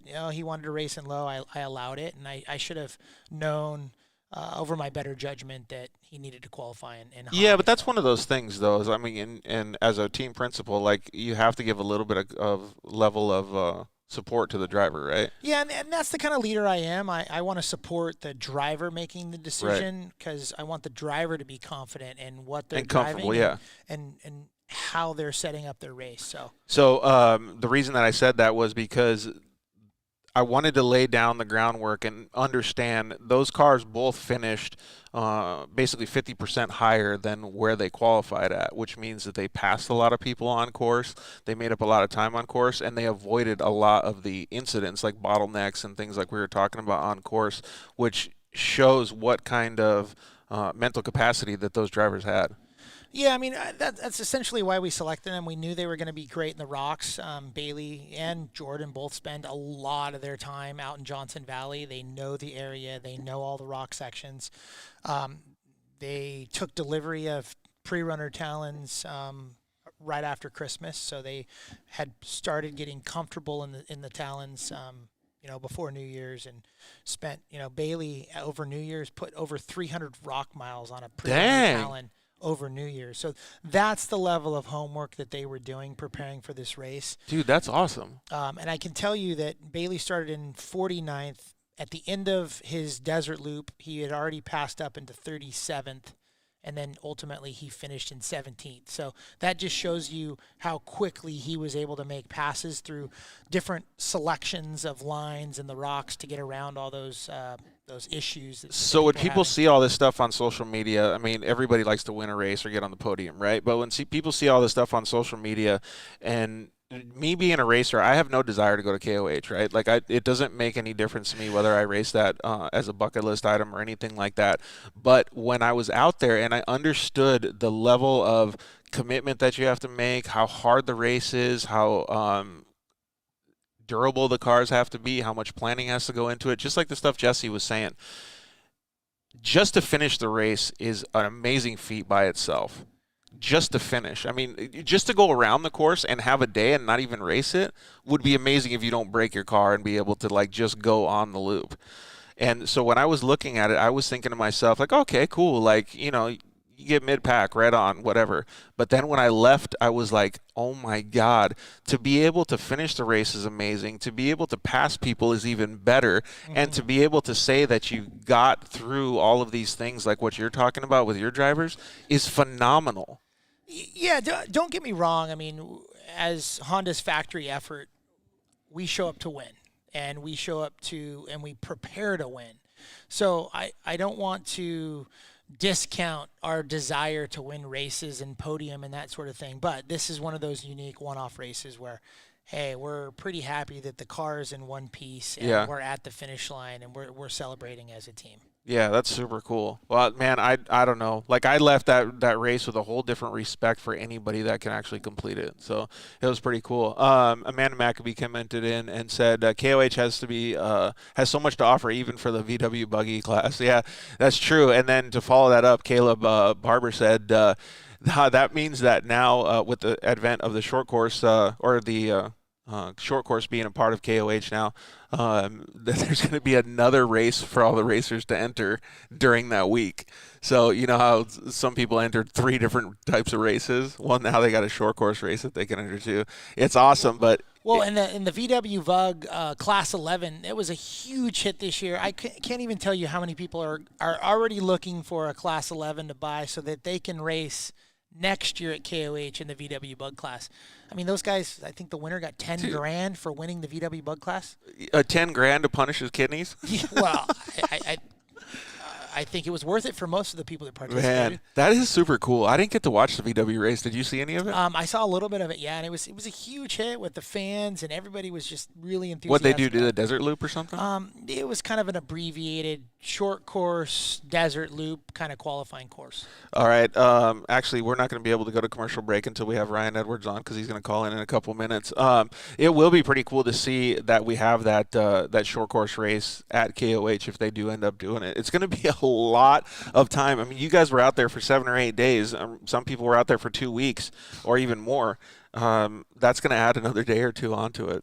I don't even want to begin to think about it. I'm going to need a trailer just for water for the motorhome. And I mean, we're dry camping for 8 days. That's pretty crazy, right? Our holding tanks aren't big enough for, more. They have those guys that come around, though, and they can fill you up, right? We did. We had our holding tanks pumped twice. That's crazy. Yeah, so we got Ryan Edwards calling in. What's up, Ryan? How are you, bud? Good. How are you guys? We're doing awesome, man. I got Jeff Proctor and me on the line. So, man, KOH was pretty fun, huh? What's up, Rhino? Dude, hey, what's up, Jeff? Yeah, KOH was wild, man. Dude, it really was wild. Thank you for rescuing me after I got lost, too. Appreciate it, bro. Yeah, FYI, Jeff, we're going to need a GPS for George in the Honda. We need a tracking device on George, period. Yeah, just to figure out where I'm at, dude. We're going to buy him a new watch About that has an hour and a half tracking later, device we in found it. him. Dude. That was funny. I actually had I saw some guys and I was like, "Hey, do your guys' cell phones work?" And I called Ryan, and while I was waiting to give me a soda, I felt like Oh yeah, and the guy was telling me you were completely the other way. That's the family atmosphere we were talking about. Dude, it's pretty rad though. Hey, Yeah, exactly. So, you had a pretty interesting KOH, man. What was going on out there for KMC? Man, well, we last minute decided not to do a booth and go full bore on just activating with our racers and doing some media and stuff, and it fared well for me. I ended up getting in a spec truck racing against Jeff, and that was like the most last minute thing I've ever been involved with, but it still was a ton of fun. Did you ever get to see Jeff on course? Yeah, when he lapped us. were those KMC wheels just flying right by you? Yeah, all we saw was tire and wheel, and we knew it was Jeff. Just the red streak fly in front of you? Yeah, just right past us. Dude, that's pretty cool though, man. man. Sitting on the in the passenger seat of any type of truck, a spec truck, even Jeff's truck, like all that stuff would be so fun, man. How was it out there at KOH? It was an experience, that's for sure. I mean, I've raced everything from Baja to works races to, street racing. I mean, anything, but that course was the gnarliest thing I think I've ever driven on. Like, you concurred? It was insane. It was pretty bad. Yeah, I mean, it had elements of everything. I mean, plus Yeah. the rocks. I mean, KOH is known for its rocks. So it had a lot of fast sections where you could really leg it. It had whooped out sections for miles. And then it was really tight and technical where you're up on the top of these mountains and descending down. How does it differ from some of those goat trails in Mexico? Very similar to some of the real slow speed goat trails like up in Mike Sky Ranch. Oh, really? Like where it's single track, there's not a lot of passing. If you get stuck behind someone, you got to wait till you kind of get out through that trail. So were there obstacles that you, Ryan, or Jeff, you can answer this question too, that you hadn't experienced before? I think those like moon bumps, like coming into Hammertown where it was so tight, like the truck could barely fit. That was like the most random thing I've ever gone through. And it wasn't consistent or anything. Yeah, you can't really accelerate through those. It's like you're either looking straight at the ground or you're looking straight up at the sky, and it's like this going back into town. Right. Really? It's super awkward to like try and tiptoe through. Like being on a teeter-totter? Yeah, and you kind of have to just Exactly. throttle in, and it's a lot of throttle modulation to get through there, so you don't nose in or bring the back end over the top. So, Yeah, so you have to pedal it? yeah. That's pretty crazy, man. It's so interesting to me to hear all this stuff from your guys' standpoint and Jesse's standpoint, too. Like, again, like I don't have any desire to do KOH, but it's so amazing that, like, to hear these stories, because I've never heard, like, a short course race is easy, right? A desert race is harder, but then this sounds like it's another layer. Yeah, give me another 12 months, and we're going to convince you to race KOH next Oh, year. great. You have to experience it. Really? It's like nothing else on the planet. Dude, I thought the UTV World Championship every was corner rocky. you go around, it's just mind-blowing. No, the UTV World Championship has nothing on KOH. Crap. This is like an off-road circus for 2 weeks. You guys are gonna kill. You guys are gonna get me killed over here. Apparently, people George said is going I all almost in. killed you. All right. Well, I'm gonna have to. Do you know if anybody, like, if Sparko can make me a bubble suit and I can just fit in the race car in a Sparko bubble suit? I think we can talk to Sparko Chris, and he can help you out. Right on. Yeah, we'll get you right on that one. Hey, so Ryan, you guys did have a good time out there, though. You brought a whole bunch of people out there. You had basically, I don't even know. I'm just going to go out on a limb and say 30% of the field in KMC wheels and stuff. So how were the drivers, and what was everybody's overall thoughts? You know what? Like the UTV and the desert stuff, man, I was thoroughly impressed with, our drivers, and obviously with Proctor and his group. Like it's sometimes going into things, you kind of get down on yourself. You're like, I wish I had more. You wish you spread it across the field a little bit more. And then when you show up and, Bryce wins, Jeff is right up there with everyone, Casey. And then same thing with the UTV class. We, bunch of the Zebros guys, top 10. So it's really rewarding to go and be there for 9+ days and actually have something good come out of it. Yeah, so instead of just going home with your. I think he's being humble. I mean, Bryce went out there and put on an absolute clinic on KMC wheels and just put that thing on the top of the box like a boss. Hey, so when I say this, I'm not, like, bagging on Bryce or anything. This is actually a compliment. But, dude, that four-wheel drive, first of all, it's bitching. But it looks like it's straight up cheating. Like, it is so awesome that it's, like, so fast. Like, I don't even know what to say. It's badass. Yeah, the technology is incredible. He's developed so much on that car. It's a Mason car? It's well balanced, yes. Yeah. But Bryce always does his own little tweaks to everything that he drives. Oh, yeah. They're always going to put their own little short course, touch to it. But Casey put it into perspective for us. I didn't realize how much quicker the four-wheel drive was until experiencing Casey coming up on us right there where the course met up with each other. Casey said he was a quarter mile out, and we thought we had good time on him.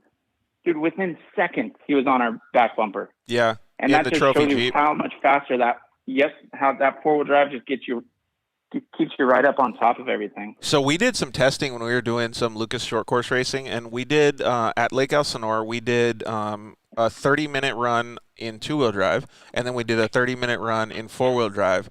And by the time that we were done with we'll call it a 30-minute moto, I think I had lapped myself almost 3 times.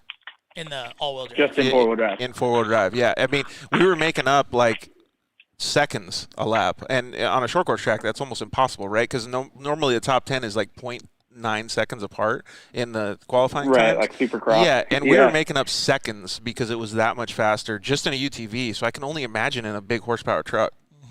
Well, I think it was insane. In off-road racing, you're racing from corner to corner, right? Right. And everybody talks about selecting the right gear in a two-wheel drive because you need to get out of the hole faster. Or torque converters or whatever. Yeah. Well, when you're in an all-wheel drive, you have your front tires pulling you out of that corner in addition to your rear-wheel drive. So that's the advantage. It's corner to corner all day long with that front-wheel drive. I don't want to get too technical and off conversation here, but doesn't that mean that they have to have in the transfer case, they have to have a clutch or something? Because how does the front-wheel drive not overpower the rear-wheel drive?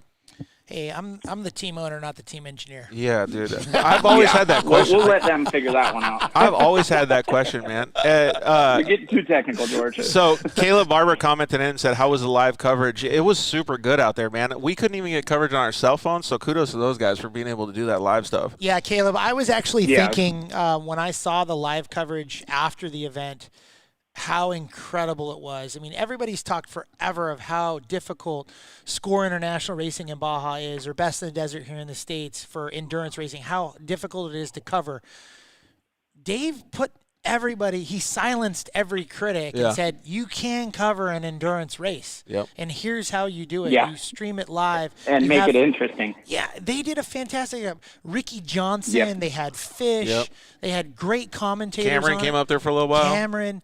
I mean, it seemed like every section we would go through, there was another drone or, another camera crew just standing there waiting for us. Yeah, the homie Jake Ubetta was up there with all his drones flying those things around. They were like freaking mountain goats themselves climbing the top of those hills on their feet. Dude, I thought one was going to come in the cab of the truck at one point. The live drone coverage is second to none. I mean, these guys set the bar for endurance off-road racing by a long shot. Dude, I'm interested to see if they can transfer that over to some of the short course stuff. Hey, you know what? I'll take you up on the offer to do KOH next year. I'm just going to trick you and sign up for the short course race. All right, whatever it takes to get you out there, George. But I'm calling out Score International right now, and I'm calling out Best in the Desert. You guys need to step up your live stream game, because you guys are falling behind. Because it's there. It's available. Dude, give Ultra 4 a call and get that thing going. Yeah, Ryan and I actually talked about it at the campfire. There's new technology out that we want to do with the show to be able to cover some of the events like that. And they're called like bonded cellular networks and all kinds of different crazy stuff. Elevate your game, George. Dude, I'm way behind now. I learned about it like 2 weeks ago, and I feel like I'm like in the 1990s right now with this technology. It's really traveling at the speed of light. Dude, for real. Yeah. Hey, Ryan, so John commented in and said, if you have fuel, George, you're never lost. So I had 3 bars in the Honda Talon, so how far would that got me, Jeff? Another 3-4 hours? I don't know about 3 hours. It depends on how fast you're going. I was going idle speed because I didn't know where I was. 3 hours all day long. Hondas are known for their, their economy. Yeah, and it sounds like people are definitely do want me to get out there. So get that RS1 out. Maybe I'll try a Honda Talon though this year, John. And then I think you'd be a rock star in the Talon. Dude, I'm telling you, man, like, I love shaft-driven cars, first of all, and then that DCT, like, I can't tell you how impressed I was with the way that car drove, and the reason I say it is because the ability for me to control my feet is a lot less than a normal person, so I don't just put my toes and stuff on the pedal. Like, I hold my leg up and I jam on the throttle, and it was able to control some of that and make it so it wasn't so jerky. It was awesome. Like, I love that part of it, man. So, and Caleb commented in again saying those drones, it was really, really cool. Yeah, so anybody that wants to get, maybe I need to call Ultra 4 and talk to them and see what we can do for the Dirt Life show due to remote stuff. Get the Dirt Life remote show going. Hey, so you guys obviously won a few of the races and stuff, Ryan, but one of the things I want to talk about that I had a question for Jeff was, so this is kind of, it was the first race that you were racing the Honda Ridgeline against the 6100s, right? It was, yeah. And how did you guys feel when you were, let's just say, going up to the gate or going up to the starting line? Was there a lot of unknowns? I wouldn't say it was unknown. I mean, obviously we go out there and we prepare and we do our homework.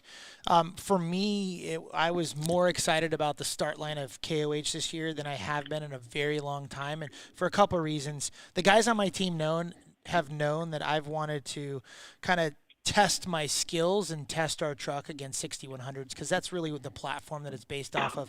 Our horsepower is very comparable. There's a lot of things that make our truck comparable to 6100s. And so to get the opportunity to race against them, I was just over the moon. But as far as lining up, we qualified 6th in our class.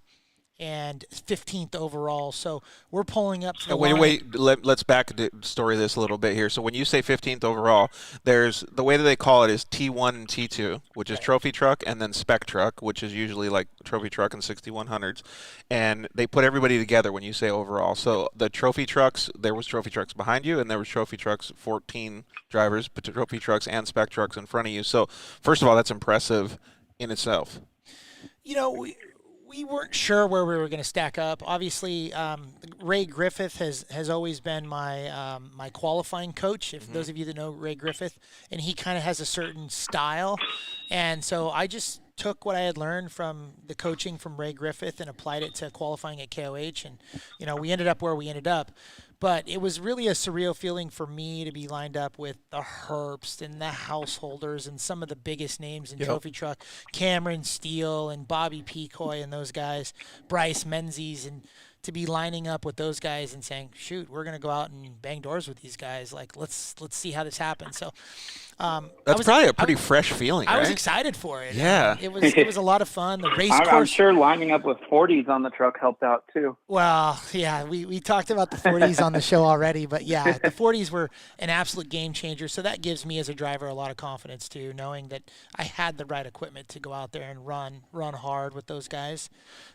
We brought a V6 to the table with a lot of everybody else was in a V8. Right. But had a ton of fun out there mixing with the 6100 guys. Those guys are fast. I've got a lot of respect for those guys in that class. They can really drive those trucks. It's pretty cool. And then you came home P4?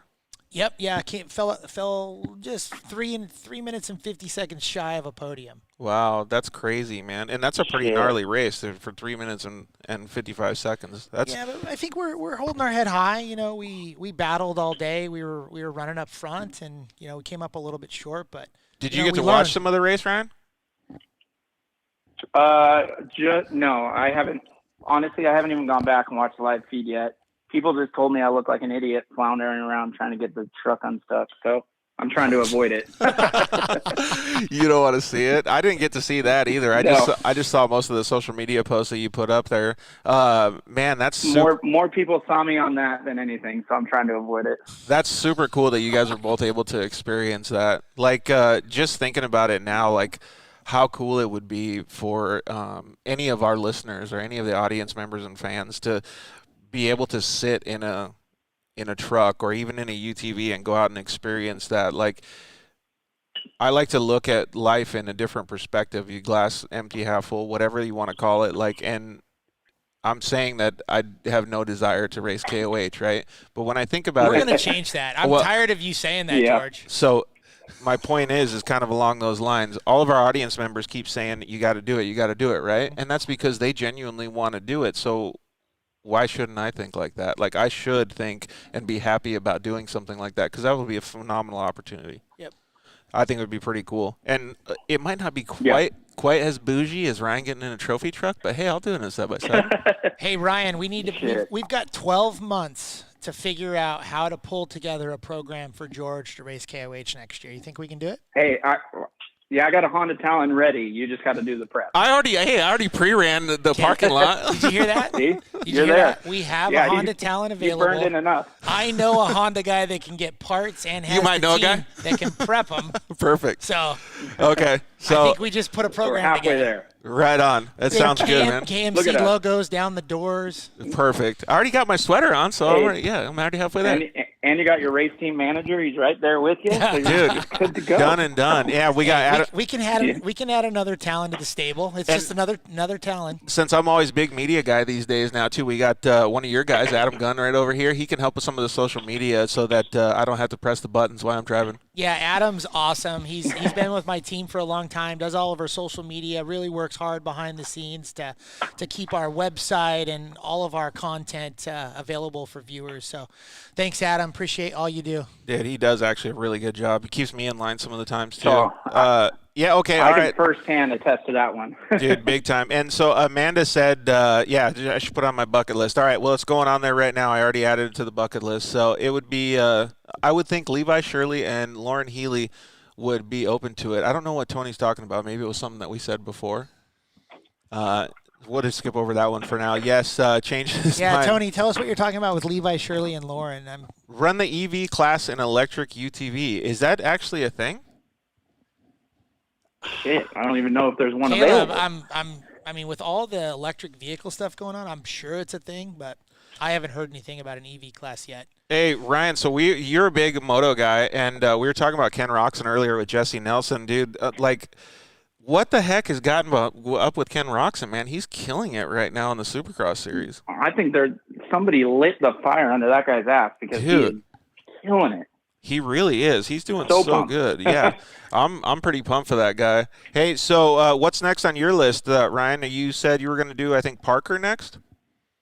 Yes, yeah, Parker 250, racing the rally class in the KMC car. Go out there, work, do some media, and then get in the car and race. And we got some new front uniballs, so hopefully we don't break this time. Yeah, big ball joint guy over here upgrading to uniballs. No more ball joints, so we're good now. So do you guys have any plans on either attending or racing any of those events for Best in the Desert or no? Yeah. So we do have a Best in the Desert race scheduled for August, Vegas to Reno. Actually, It's flipped. It's Reno to Vegas this year. Really? 550 Yeah, I'm pretty stoked for that. miles. We'll start just south of Reno and finish in Las Vegas. So looking forward to that one. I always heard that I've never done Vegas to Reno, just the start of it, but I've always heard that everybody likes the last portion of it. So now is everybody going to like the first portion of it and want to drive off the starting line? No, it's the opposite. It's actually the last the portion opposite. Is that what worst. it is? Yeah. It's horrible. It's Okay. like single That is the track worst. up in like the pine forest, big boulders in the race line. I mean, it's a tough. It's literally way to, like to racing finish a hammers. race. Yeah. Really? Tough Yeah. way to finish a race. After you're beat all day, you've been behind the wheel for 9 to 12 hours, and then you come to this section and it just works you. Are you going to do that race too, Ryan? They don't do the rally class, but I think if James is racing in the turbo class, I'll be chasing for him. Oh, okay, cool. Right So on. you're gonna have to come out and man the chase truck for us. Yeah, that's fine. I'm already doing it for Parker. Actually, I told James I'd be. You're ready. Yeah, on the checklist for that. So Rhino, who do you have in your right seat when you're racing the rally class at the Parker 250? Kyle, right? Right now it's my little brother Aaron. He's a light little guy and he's somewhat mechanically inclined, so it's kind of nice to have that familiar voice sitting next to you. Kyle opted to run the pits for us. He wants to be the pit captain and pit manager and keep everything going. So, Oh, really? yeah, I'm pretty stoked to race with my brother just because we grew up racing motocross together our whole life. So now, like, getting him into the UTV thing and, showing him what it's all about. He raced with me at the 2-day race last year and he loved it. So You guys can What we probably plan on attest to doing this this year. because I've only had a co-driver a couple times in my short career of side-by-side racing. But when you can have like two moto guys sitting next to each other, let's use as an example. My co-driver was my crew chief, another moto guy. And we spent so much time together off the track. Like it was like he was already ahead of what my brain was thinking in the passenger seat. So it was like the match made in heaven, right? Like, do you guys have that when you're talking about your brother, Ryan, or you with Evan, Jeff? Yeah, absolutely. I mean, go ahead, Ryan. Oh, no, I was just going to say that going to the moto thing, it's crazy you say that because when you drive with someone or like co-ride with someone that isn't moto, oriented, our lines and our brains almost think differently. It's not a bad thing. It's almost two different driving styles. I look at lines one way where a guy who's raced a truck his whole life or something looks at lines completely different. Yeah. So it's really good to have that partnership in that base and having that moto mentality together. It's like you're in the same brain almost. Yeah. What about you and Evan? Yeah, so I mean, a driver-navigator combo, you have to gel. You have to be on the same page. I've been so fortunate. Evan Weller's been with me for 4 seasons now. And honestly, he knows my driving style. He knows how, our lines. He prepares a lot to do what he does. I think the guys in the right seat are kind of the unsung heroes of off-road. They don't get nearly as much credit as they deserve. Dude, I've always said. It's so difficult. I could never be in the right seat. Yeah. It's such a hard job. I've always said they're almost more important than the driver, And right? those guys are just warriors in the right seat. And I can't thank Evan enough. He does such a great job, and it's really a marriage. I mean, you really got to be on the same page, a lot of communication, a lot of work. And at the end of the day, I always look at it as I go to war with Evan every race. Yep. We literally go to war. And exactly. you think about the bonding that comes from doing something really hard with people that you care about. And that's essentially what you're doing, is you're sharing this experience together and going to war. Dude, And I agree it's- 100%. It's rewarding when you're just clicking Yeah, and it you're is. on the same page. All right, Ryan. Hey, well, we're going to go to a commercial break in just a second here. We got to get some refills of water, and then we're going to come back and have some fun asking Jeff some more Honda Off-Road questions. So, hey, dude, it was good seeing you out at KOH. Thank you very much for the hamburger and the ride around in the Honda Talon. I appreciate it, bud.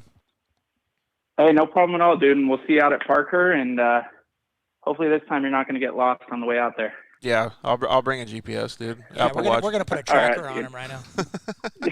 Perfect. Hey, All thanks, right, Jeff, homie. it's good talking to you, man. Likewise. Take care. Later. Later, guys. All right. Hey, we're going to take a quick commercial break for about 5 minutes here, and then we have some specific Honda questions to ask Jeff, so we will be right back.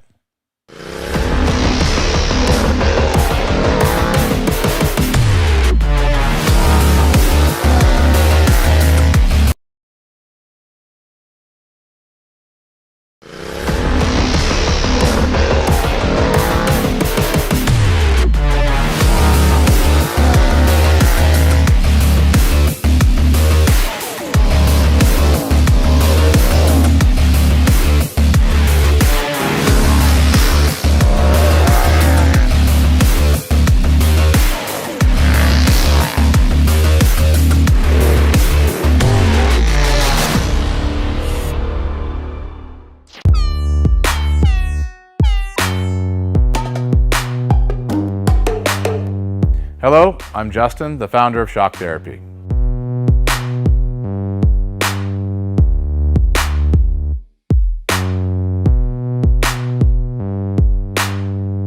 Shock Therapy has been around for 5 years, but we have personally been tuning suspension on off-road cars and race vehicles for over 25 years. We tune between 10 and 15 cars per day, every single day of the week. Our concentration is tuning shock systems and supplying components that improve the ride quality of your car in many ways. Not only do we work on the average UTV, but we also tune suspension for race teams and professional drivers.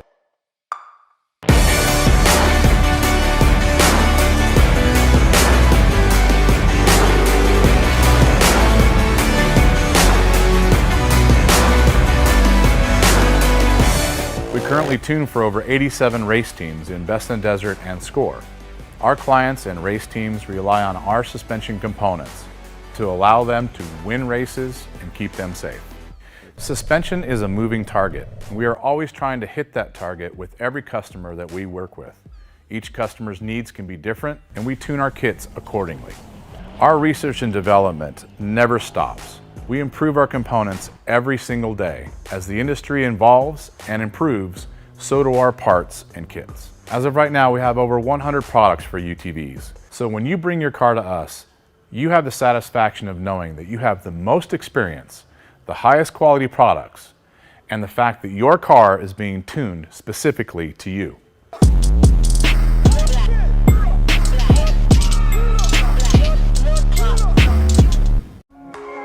Zollinger Racing builds the best aftermarket products available. Products for your UTV or snowmobile, including billet radius rods, billet tie rods, billet steering knuckles, billet steering racks, alternator kits, and much more. All manufactured in the United States in-house at their headquarters in Nibley, Utah. Travis Zollinger and his team test in some of the most brutal conditions, racing in places like the Best in the Desert Mint 400, Ultra 4 King of the Hammers, UTV World Championships, and many more. Visit ZollingerRacingProducts.com and use the code DIRTLIFE to get 10% off your next purchase, and join us on social media at Zollinger Racing Products to see our products in action.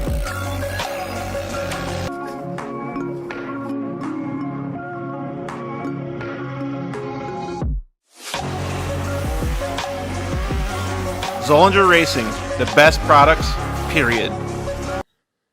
Yeah, finally, we got Lance from Solderweld in the studio. Thanks for coming down, bud. Hey, why don't we just record a commercial now? Yeah, why not? So good to be here, man. It's been a lot. I've been trying to get down here forever, and I wanted to talk about the off-road kit. Dude, I love those things. I got it in my pack. Yeah, we're running hundreds of vehicles now running them, whether it's a UTV or some guy's got it in a backpack on his motocross. He's got everything he needs to make a fix right there on the fly, out on the trail, or in the desert, whatever it is. Well, since I've already used one, I kind of know what to use it for, but explain what it does. All right, so let's pull one out real quick. You've got your aluminum rods. Remember, they're rods, right? So, light torch, small torch. You can throw it in there or throw it on the rig with your flux. It decontaminates and cleans like, let's say, a radiator. You get a random rock chip runs through as you're racing. You get a rock chip in a radiator. You got to fix it right there or you're out of the race. You can patch it up. You can patch it up. It's all good to go. Yep, just like welding. Yeah, also as well with that, you've got a brake line fix. So with your flux, you can fix a brake line, stainless steel, and then your hot block, heat absorption putty. So it keeps you from getting burned, number one, as well as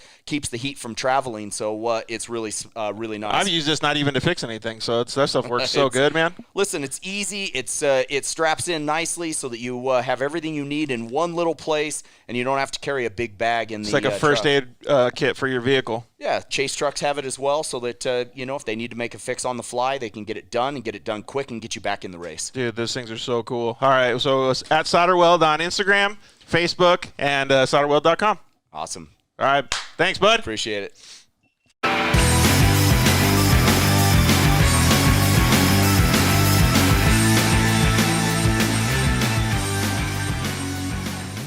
Yeah. Welcome back. Thank you guys very, very much for joining us this Monday night. We really, really appreciate it. Like I said at the beginning of the show, we're at episode 71, man. 71 of the Dirt Life Show. This is phenomenal that we've been able to be with you guys pretty much every Monday night. We only taken a few off, like when I watered myself up or for Christmas. So it's pretty neat to be able to be with you guys. And thank you very much, Bryant Lambert, for the water. I appreciate it.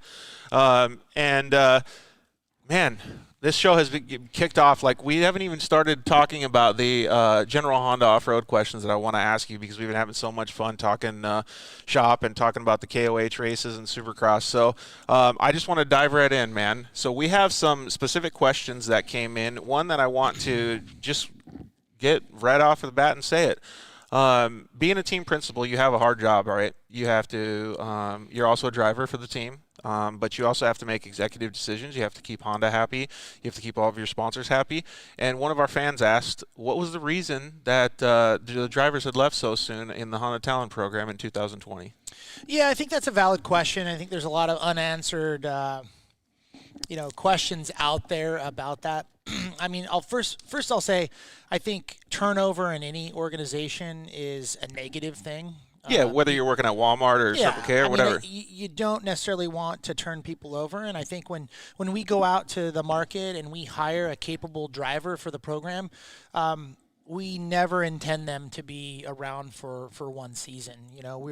We want them to be around at least 2 seasons, 3 seasons, and to grow with the program. Yeah, grow with the program and come through the ladder system like we've talked that we've wanted to do for so long, is start out with the talents, migrate to the Ridgeline race truck, and eventually into the trophy truck stable.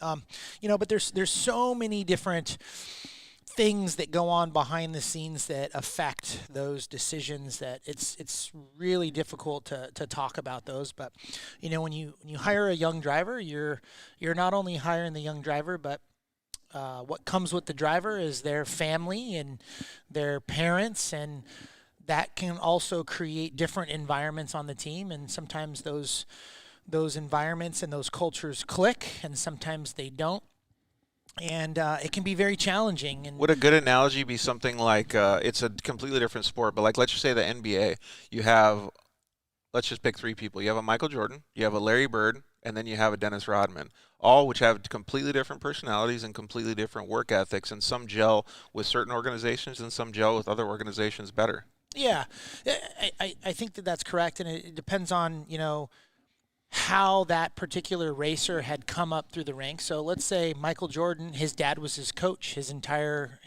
youth career. Right. And then all of a sudden Michael gets picked up by the Bulls, and Michael's dad still wants to coach Michael Jordan, but Phil Jackson's the coach now. Yeah. Exactly. So sometimes it can be very difficult for the dads to step away and not have their hands in the program, not have hands on the prep of the race car. That happens a lot with MX dudes too. It's a very big thing in the moto world, Right. and it happened a little bit on our team too. The dads had some difficulty really allowing their sons to flourish and race for somebody else because they've been so hands-on. And I don't fault the dads. I was going to say, you can't fault them for that. You can't. They've been so hands-on with their programs to get their young racer to that stage in their career where they can be offered a factory talent. Well, and just if you take racing out of the picture, I mean, you're a father. You know what it feels like for a child you protect them all the time.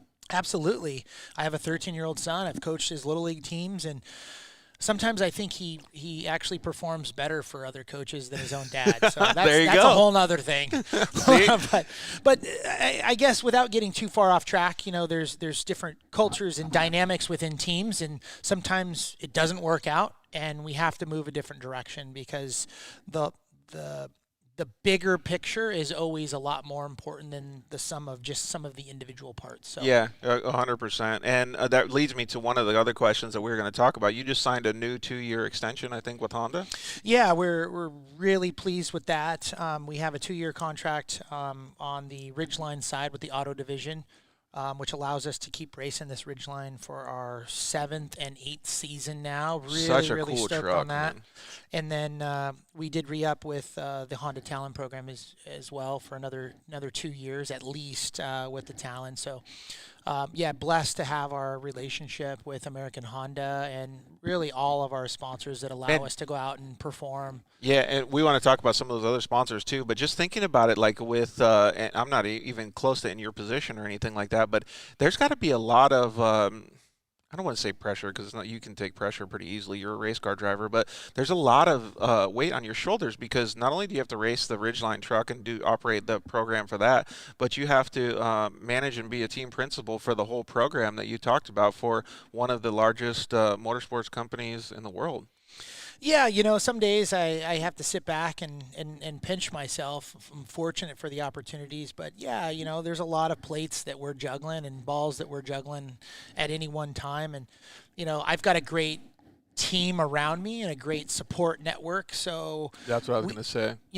My whole thing is that we do all of our work and all of the hard work gets done before we leave for the race. So by the time we get to the race, we're executing our plan. Yep. If we're still working when we're at the race, we failed in the shop before we got there. Yep. And so what that does is with that mentality, this allows me to, when I get to the race, I'm 100% focused on my task at hand, which is driving that truck and making sure it gets there. I'm still handling some minor logistics, but I got a lot of great people around me that help with that. It's really cool, and I've been able to see a little bit of surface level stuff being at your guys' shop before, and it's pretty phenomenal the amount of actual work that you guys do. And I'm not discounting any of the other teams or anything like that, but I've been able to firsthand see the stuff that you guys do, and it's pretty phenomenal that you guys are able to have such a good operating program. One of the things that I was thinking about before the show, I think it was maybe last Wednesday or something, I was thinking to myself, I always wanted to be the short course guy for Yamaha at the time that brought a moto type of factory feel to the races, right? We did a lot of the same stuff that you're doing. We brought parts for other Yamaha guys. We helped other Yamaha guys. We did a lot of research and development, all these different things that go on behind the scenes. But I always wanted to have that little edge of professionalism on course or at the track, right?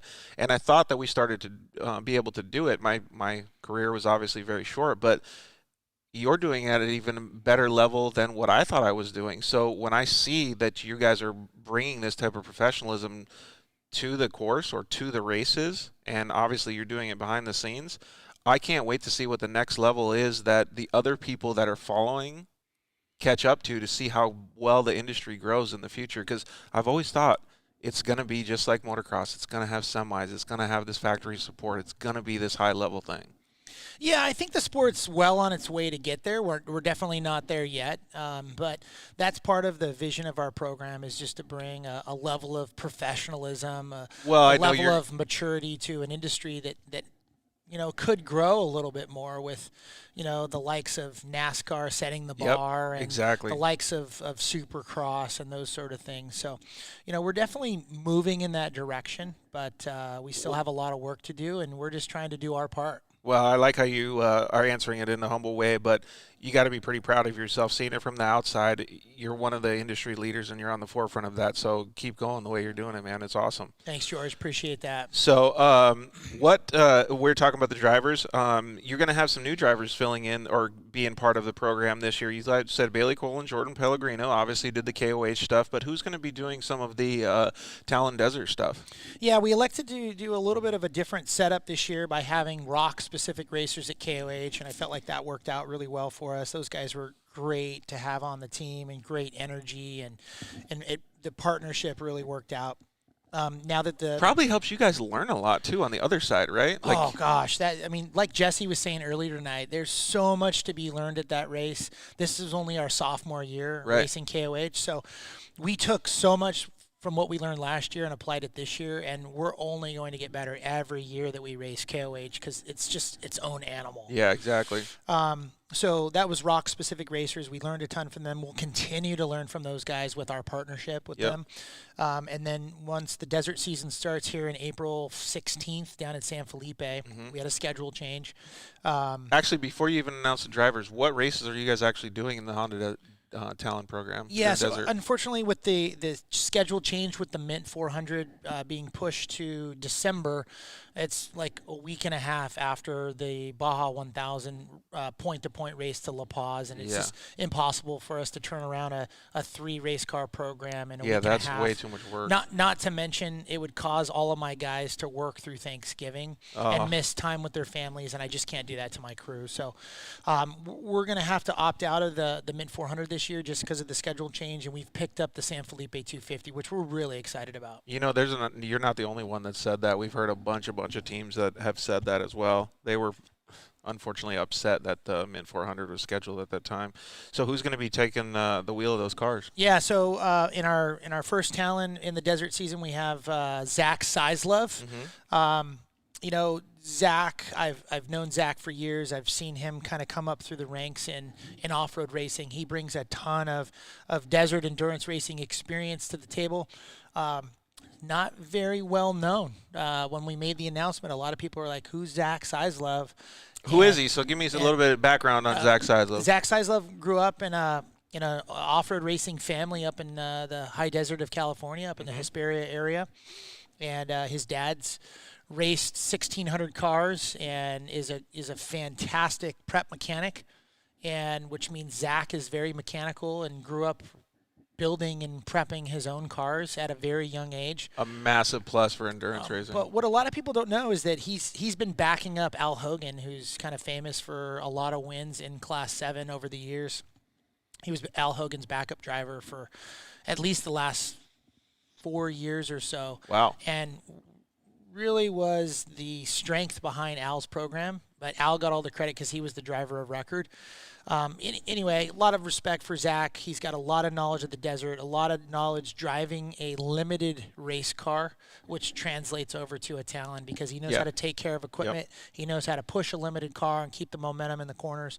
So I think clearly being mechanical, he can fix stuff. Yeah, and we can count, not that he's going to need to, but in the event that he has to, Well, we're talking endurance desert racing. You never know what's going to happen, right? Anything can happen in the dark of night down in Mexico. And do you guys have a second driver yet, or just? We do. We've hired a second driver. Really, really excited to make that announcement. We haven't made it yet. Okay. But what I can tell you is he's an experienced Mexico racer. And we're counting on him to put up some huge results down in Mexico. He knows it well. He's a Mexican national, and he's been racing for many, many years. He'll be a great addition to the team. Thanks for throwing out the hint. So if any of our fans or audience members want to go look and see if they can get behind the scenes, but when's that announcement going to come through? Let's see. We got Adam here, our media guy. When are we going to announce the Elias? When are we going to announce the new driver edition? Maybe in the next couple months here, huh? Next Monday? Oh, wow. So it's coming up quick. We're not going to announce him till March 1st? Nah, we're going to announce it earlier than that. People are waiting for it. Yeah, exactly. So sometime in the month of February, but yes, he is already hired. He's already been working out with the team and has been testing with us. So we're really confident with the 2 drivers that we have this year and the experience that they're bringing to the table. It'll be pretty cool, and I like the setup or the structure that you have, because not only do you have to have fantastic drivers on the team, you have to have different disciplines, and it's always a huge like test riders in motocross. It's always awesome to have good test riders because they can provide so much feedback, right? So when you have somebody like with the experience that you're talking about, at least with Zach Seislove, it's going to help you guys as a team immensely, not just a good driver behind the wheel. Yeah, I mean, that's important to improve any race car, and especially when we're only in our sophomore season with this talent. There's a lot of development work that can be done, and if you have a driver that really understands the mechanics of it, he can speak intelligently and give that feedback back to our crew chief and the guys that are working on these cars to really develop them and make them faster and more competitive with whatever we're doing. It's awesome, man. And then so we just talked about you guys having the new 2-year contract extension with Power Sports and Auto with Honda, but you guys also added a new sponsor to the program, or maybe more than one new sponsor to the program? Yeah, I think the big news for us is we brought on Maxxis tires. Nice sweatshirt, by the way. Yeah, I'm flying the Maxxis flag tonight. Yeah, just really excited about this new partnership with Maxxis. I like to ride mountain bikes, so they make a good mountain bike tire, but that wasn't the decision. I just got new Maxxis mini bike tires, so. Yep, they're rad tires. But no, I mean, going back to the Maxxis partnership, I mean, they cover us in the truck racing. They have a 40 available. It proved to be an incredible new tire that we launched with them for off-road racing. It's called the Maxxis Razor MT, 40-inch tire that we're running on the Ridgeline. And then it looks super cool too. And then everyone out there in side-by-side world, we have launched an all-new desert tire from Maxxis. It's called the Razor XT. Okay. Go check it out. What size is it? It comes in a 32-inch tire. There will be some larger sizes available probably in the future, but right now it's a 32-inch tire, and I believe they make a 30 as well. Incredible traction, incredible side bite. It's nice and rounded, so it doesn't have the square edge, so the steering bites. And that's that one of the things that I've always hated about certain tires is that square edge feel, man. Yeah, so anyone out there who's got a side-by-side and does any kind of desert or trail riding, go out and check out the Maxxis Razor XT. All right, so we got a couple more specific questions, but before we get into those, like, you have just talking to you on this show. I mean, like, I've talked to you before, but just talking to you on this show, like, it amazes me and baffles me at the same time. How the hell do you keep mental clarity for all the stuff that you have going on? You know, I honestly don't have an answer for that, George. Just ride your bike and take deep breaths, or what? Adam works with me every day. He sees that I blow my mind sometimes. I mean, I'm definitely not perfect, but I think at the end of the day, I have a vision for where we want to take the program. And I think if you it's an old Stephen Covey saying, right? You got to begin with the end in mind. So as long as you always know where you're going, it's not hard to stay on track, and you just got to make small gains towards that end goal every day. Milestones. And that's how I keep mental clarity. I mean, it's just knowing where you're going and making sure that you're making those little strides every day, 1% better every day to get to what you're trying to accomplish. So one thing that I live my life by is eating the elephant one bite at a time, right? Like, so my dad's always taught me that, and it's something that I've always strived for. Because we must be from the same generation, because my parents told me the same thing. Yeah, maybe they saw it on TV and then just pass it on to But those little victories, dude, are so, like, they're so special. And I did it all the time in racing. I've done it in some of the injuries that I've had, and they make a huge difference, because if you don't have those little victories, you can bypass being happy sometimes, and you can't do that. You got to stay clear, and you got to stay healthy with that. That's why I thought it was so cool that you do some of these extracurricular activities like ride bicycles, mountain bikes, bicycles, whatever it is. So you haven't ridden a motorcycle in a long time, a dirt bike? No, it's been about 4 years. I still have a moto bike. It's set up for the track. track. It's got factory What is it? connection What bike is it? suspension. It's, of course, a 450 Honda. Yeah. What year? Is it an older one? No, it's a newer one. But Is it? I just don't get a whole lot of time at the track just because I'm worried that I'm going to. So one of my buddies wad it is up. yeah, you got to be super careful. So one of my buddies is Josh Shorter over at Thor MX. He's the brand manager over there. What gear are you running? Oh, Do you remember what gosh. you got in your gear bag? I'm trying to think. The reason that I asked I'm going to date myself right now if I tell you One Industries. Yeah, so the reason that I asked that is because I moved from Arizona to Southern California just a little bit ago, and I had to look through my old gear bag, and I had some One Industry stuff in there, and then I looked, dude, my professional stuff was, you remember AXO? Oh, yeah. Dude, I had the orange, like, Damon Bradshaw That's AXO OG. gear. Dude, OG. I looked at it, and it brought me back to my childhood. I was like, yes, that's the coolest stuff ever. I was We're like, dating ourselves if we I know wish- what AXO is. or I wish they AXO. made that, like, that cool stuff again, so I was going to call Josh and tell him to make some old school gear like that. All right, so you had talked about how gnarly, and we had talked about how gnarly KOH was. What was the gnarliest race that you've ever done? And it doesn't have to be a race that you did in the Ridgeline, but it could be.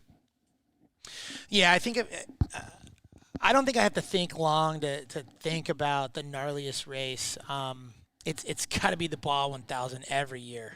Really? The Baja 1000 is just its own animal at a different level than KOH. KOH is kind of like the circus. Yeah. The Baja 1000 is like a 24-hour train wreck that never stops crashing. And you're just overcoming. And Little victories, man. And exactly. And like you say, those little victories, you have to hang your hat on the small successes, right? You can't get down. You've got to stay up. And you talk to anyone on my team, and you'll hear me say in our team meetings that if anyone gets down on our team, everybody else is responsible for building that person up. Because Dude, that's rad. once you get down, that can be catastrophic to an organization in a race that lasts over 24 hours. Exactly. And so you have to have that energy on the team, all pushing to get that car to the finish line. And it's mental as much as it is physical. But the Baja 1000, there's no, in my experience, there's no greater achievement than trying to win that race. It's so tough, and I'm seeing it from a racer's perspective, a team owner's perspective, from a logistical perspective of taking, 50, 60, 70, volunteers down there to support you. It's a lot to pull off that race, and to find the podium or find victory at the Baja 1000, it's hard to describe. It's so tough. I had put together just a base platform to see because Yamaha had asked me to do that so I could see if they wanted to support the program. And unfortunately, I put together the whole package, and unfortunately they weren't able to allocate the funds for it, so we didn't end up doing it. But just going through the paperwork portion of it to put together the package to do it, I was scared that I wasn't going to have enough support, not only with parts, funding, and stuff like that for the vehicle, but just to get the people to cover the race. It was phenomenal. So I can see what you're talking about with the little victories and stuff like that. That's a good transition, actually. I have a specific question for you, but you guys also, with the Honda program, you have J Sport side-by-side, right? And you manufacture a lot of the products that you use in the races? Yeah, so J Sport side-by-side basically is, we started with these Honda Talons a year ago, and there weren't any race parts available in the marketplace. There weren't any race parts available in the marketplace, and so we had to go out and, as a team, develop these race parts for these cars to be competitive. And this is actually a post-processed. God, that thing looks so bling, man. This is a 300M axle out of our long travel Talons that we raced down in Mexico with. It's the 4-seater chassis, developed in-house by our brand J Sport. And what coating is that? This is actually a proprietary coating that we used. I call it the root beer coating, but it's actually a black oxide coating. So you guys can't feel how heavy this is, but you can see a little bit of the coating. I don't know if the camera can pick it up, but this is really, really solid, man. This thing is badass. And so basically, if we were going to spend, all the development to develop these just for our team, why not make it available to other Honda Talon racers out there that want to compete at the highest level? And that's where this axle came from. And then looks like you have a. I don't know if this is a tie rod or a radius rod, but these. This is actually a tie rod here, and again, another J Sport side-by-side part that we developed for our I like race the color cars. of this too. And it's kind of like a gunmetal blue. And the cool thing is that you can go on to J Sport Side-by-Side's website, jsportsidebyside.com, and you can go to the race tab on the website. Quality Heims too. These things feel nice. FK has been supporting us from the beginning. We run them on the race truck, all of our Talons. And don't go cheap with your Heims. So what you were saying about all of this stuff being available for your race program and available for the general public too, that's super cool because like growing up in motocross, both of us, we always wanted the factory stuff, right? Like, oh my God, if Ken Roczen's running this, I want to be able to run that, like work suspension and stuff like that. It's pretty cool that racing a side by side, you can get this stuff for your rig too. Yeah, it's certainly not the. You know a guy that can put this on? I heard this dude George is going to have a KOH program. Can he have some of these? Well, we probably wouldn't race KOH without that race axle. Dude, these things are super. I love this color. This is a super cool color too. Do they come in this color, or do they come in a different color? All of our tie rods and radius rods come exclusively in this color. It's kind of a color that matches any color Talon that you have out there. So it'll work with the green one, the red one, or the blue one. Yeah, universal color. Yeah. Those things are super cool. Where can I go look at some of this stuff? Yeah, so if you go to jsportsidebyside.com, you go to the race tab, and we have all of our race parts for sale there. Now, it goes without saying that these parts aren't necessarily the most affordable parts out there, but when you're buying one of these parts, if you plan on racing your vehicle, you're going to be buying the best of the best that we've tried and tested these parts to the nth degree to make sure that they're worthy of our racing so that we don't have those part failures. And it's really a true testament to the amount of development we've done that we finished with these race cars. And you guys test a lot too. So talking about how reliable all these parts are and stuff like that, we just had a question come in that says, what's the chances that Honda's going to do Dakar? Hey, John, appreciate the question. Well, we were talking about kind of my vision for the program. So I don't have an immediate answer to say, hey, Honda will race Dakar. But I can publicly tell you that that's definitely the direction that I'd like to go. We saw Can-Am do really well with Casey Curry. Yep. And now you have A.J. Jones in a Can-Am, and then Yep. Polaris, the American team, came with Polaris support this year. The Red Bull Junior guys are doing Red Bull Junior too. guys are doing good now too. Yeah. So it's definitely catching the eye of American marketing and our industry. Yeah. So I think it's a matter of time, and we're definitely making as many strides as we can to get a Honda program in Dakar. It makes sense with the bikes. God, are you gonna? If that comes through to fruition, first of all, I'd be so amped for you. But that means you're never gonna sleep, dude.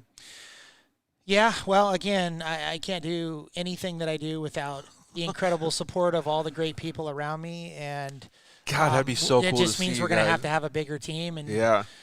But only time will tell. I can't make any commitments right now and say yes, Honda's going to race a Talon in Dakar. But if I had my way, we'll be there in 2 to 3 years. God, that would be so cool, man.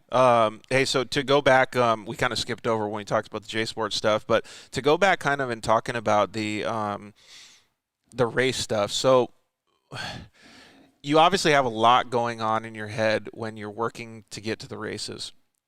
When you're in the race truck, does it change? Watching Supercross for the past, let's just say 3 weeks or whatever it's been on, I've noticed that when I see Supercross, being a former racer and racing motocross, I tend to like the guys that I see that have the same mindset as me. I'm not a Cooper Webb. I don't have that racecraft mindset that he does. Like, I can't see things the way that he did. I'm more of a Ken Roczen where I can pace myself, I can kind of pace the things around me, and I can move forward like that.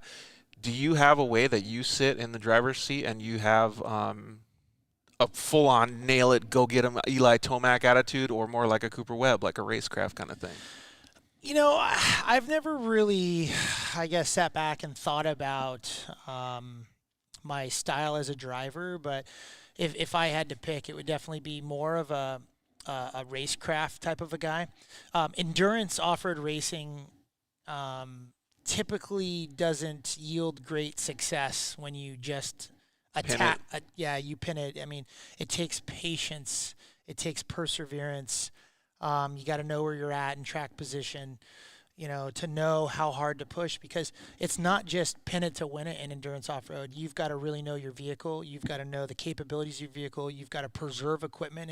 Like this year's Baja 1000 is 1,200 miles. That's crazy. I mean, do you have the brake pads that'll last 1,200 miles? I mean, yeah. So there's different elements that you're managing besides just pinning the race car and going as fast as you possibly can.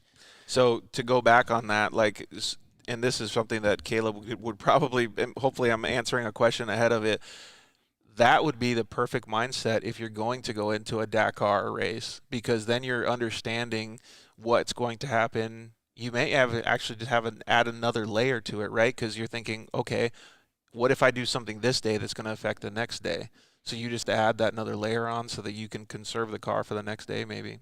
Yeah, absolutely. I think Dakar is a great example. Ricky Brabeck, for example, he's really came into his own with his racecraft, and he manages that race. He really managed Dakar really well this year, and he came up a little bit short, but I mean, shoot, he was down by like 20 minutes at one point. Dude, he made up so much time this year. But he was managing his race, so. I think that's a big part of it that kind of gets overlooked a lot of times, that racers think that, or people on the outside think that you just pin it to win it, and there's a lot more strategy and tactics involved in, kind of managing the race. So speaking of Ricky Brabeck, it just kind of brought to my mind, does he have a Honda Talon? Because I know that Roczen has a Honda Talon, doesn't he? Yeah, Kenny's got a Talon. Actually, Adam and I were out riding with him at the Honda Talon Takeover presented by J Sport back in October. In Dude, San how Paulo. rad is that? He came out and played with us for the day, so that was fun. And then Brabeck actually has a Talon as well. Nice. So both of them absolutely love their side-by-side. So I'm sure our audience will want to know, was Kenny fast on a side-by-side? I think the audience already knows the answer to that. Is Kenny going to be fast in anything he rides or drives? Absolutely. Yes. He's probably going to, well, if we were going up a 3,000-foot vertical climb, I think Kenny would probably be 2 miles ahead of us because he's faster than everybody, right? So. Hey, so we're going to kind of start winding down the show. I have some rapid-fire questions that we're going to ask you to end the show, but before we do, I know that you've already said that you have a great team, but maybe you could throw a couple shouts-outs to some of the KOH guys that helped you. What was it? Which one are you looking at here? So I guess I kind of spilled the beans with who my second driver is. So John and John Lewis, let's see here. Yeah, you're right. I did kind of have a little bit of a Freudian slip there. So hey, nobody listens to the show, John. Yes, he is my second Talon driver, but just everybody else will have to wait till it's formally announced online. But yes, yeah, exactly. that was a big team owner blunder right there. Hey, so John, just keep it to yourself and wait and see if anybody else knows. And then if they don't, tell them to come watch the show, and then you guys can catch up on it. So help us out a little bit here, bud. So Caleb said, Jeff, do you think it's going to take running 35s in a UTV to stay competitive in that class? Maybe he's talking about just for KOH, because 35s are pretty big, man. Yeah, that's a good question, Caleb. I definitely think the industry is going 35s on side-by-sides. It's just kind of the progression of the sport. Do I agree with it? Not necessarily. The side-by-side racing initially came to fruition because it was a very economical way to get into racing. As soon as you start going faster, you need better parts. As soon as you put bigger, heavier components on these, you're just transferring that 35-inch weighted tire to other failures in your drivetrain and everything else. So it's kind of like peeling back the layers of the onion. Is it necessarily the right move? I don't think so, but I think that's the direction of the industry. I know for a fact there's several tire manufacturers out there that are in production to specifically build 35-inch tires for side-by-sides. Do I think they're needed for KOH? Yeah. Absolutely, because you get the ground clearance over the rocks. Could they be competitive in desert? Yes, but when you're talking power to weight ratio, you're talking, the stress on the other components in the drivetrain from a 35. I'm not a big fan. Yeah, if we're putting it in a more of a general consumer class, a 32 is completely fine, and a 30 even works well. There's a lot of race organizations like in the UTV World Championship that in the short course class you can only run a 30-inch tire, so you can get a 30-inch 8-ply tire and it will work completely fine for any general trail riding scenario, man. Then they work awesome too, and the less rolling resistance you have, the more power you have too. So one of the things I was going to say is that when we got into these comments here is you have a fantastic team behind you. One of the guys that I got to meet is your co-driver, Evan Weller. He also does some race prep on the vehicles, right? Yeah, Evan, like I said, Evan's been with me for over 4 years now. He not only is our crew chief that manages the prep on all of our race cars and pre-runners, but he's also my navigator too. So he has the stress of sitting in the right seat and hearing all the creaks and noises and mentally all the getting stuff that he's worked on for months. Yeah, overwhelmed. And I say that because we don't have a lot of mechanical failures, but sometimes late in a race when you're exhausted, the car starts making weird sounds that you're inventing in your head. Yeah, dude. And for somebody like him, because he's pretty OCD about keeping track of the truck, so I can only imagine. Exactly. So definitely, Evan and his entire crew up there. Jeffrey's the lead on all of our talent prep, does a great job.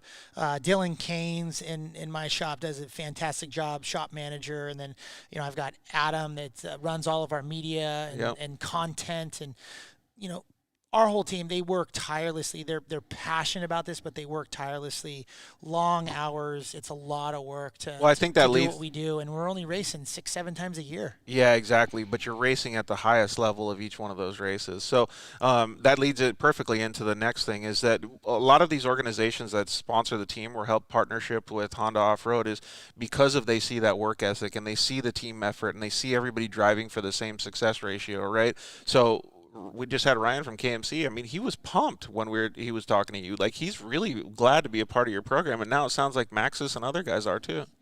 Yeah, absolutely. I mean, it's one of those things where we're just as excited to be a part of the KMC family, the Maxis family, all those great companies out there like Baja Designs that support us and have supported us for many seasons now. And, when they show their support to you, it makes us dig deeper as a team and want to really make sure we're providing that value and that support back to. It makes you dig Tom Brady deep, dude. Absolutely. I don't know if it's Tom Brady deep. The guy's a goat. We can't even touch that. Dude, for real. But yeah, it's we feel fortunate to have all those sponsors and partners. It's pretty cool. You and I have talked about this off air too, and it's really neat to see the longevity and the relationships that you've been able to accrue over the years. Because when you started the desert program with the Ridgeline, it was a small program. You started building it, and now you have the ability to do it in the side-by-side genre. And obviously, the side-by-side market is growing to be a huge market now. It's got to be pretty fulfilling from just a business owner standpoint. Yeah, it's been fun. I mean, when you set out to have that vision that I was talking about, it's rewarding to see it come to fruition. Dude, I can only imagine the smile on your face if you guys do hit Dakar. That'd be so sick. Recently it was kind of a surreal experience for me. We did our first in 7 years. We did our first full asset shoot on soggy dry lake bed 2 weeks ago with all of our race vehicles and chase trucks and everything.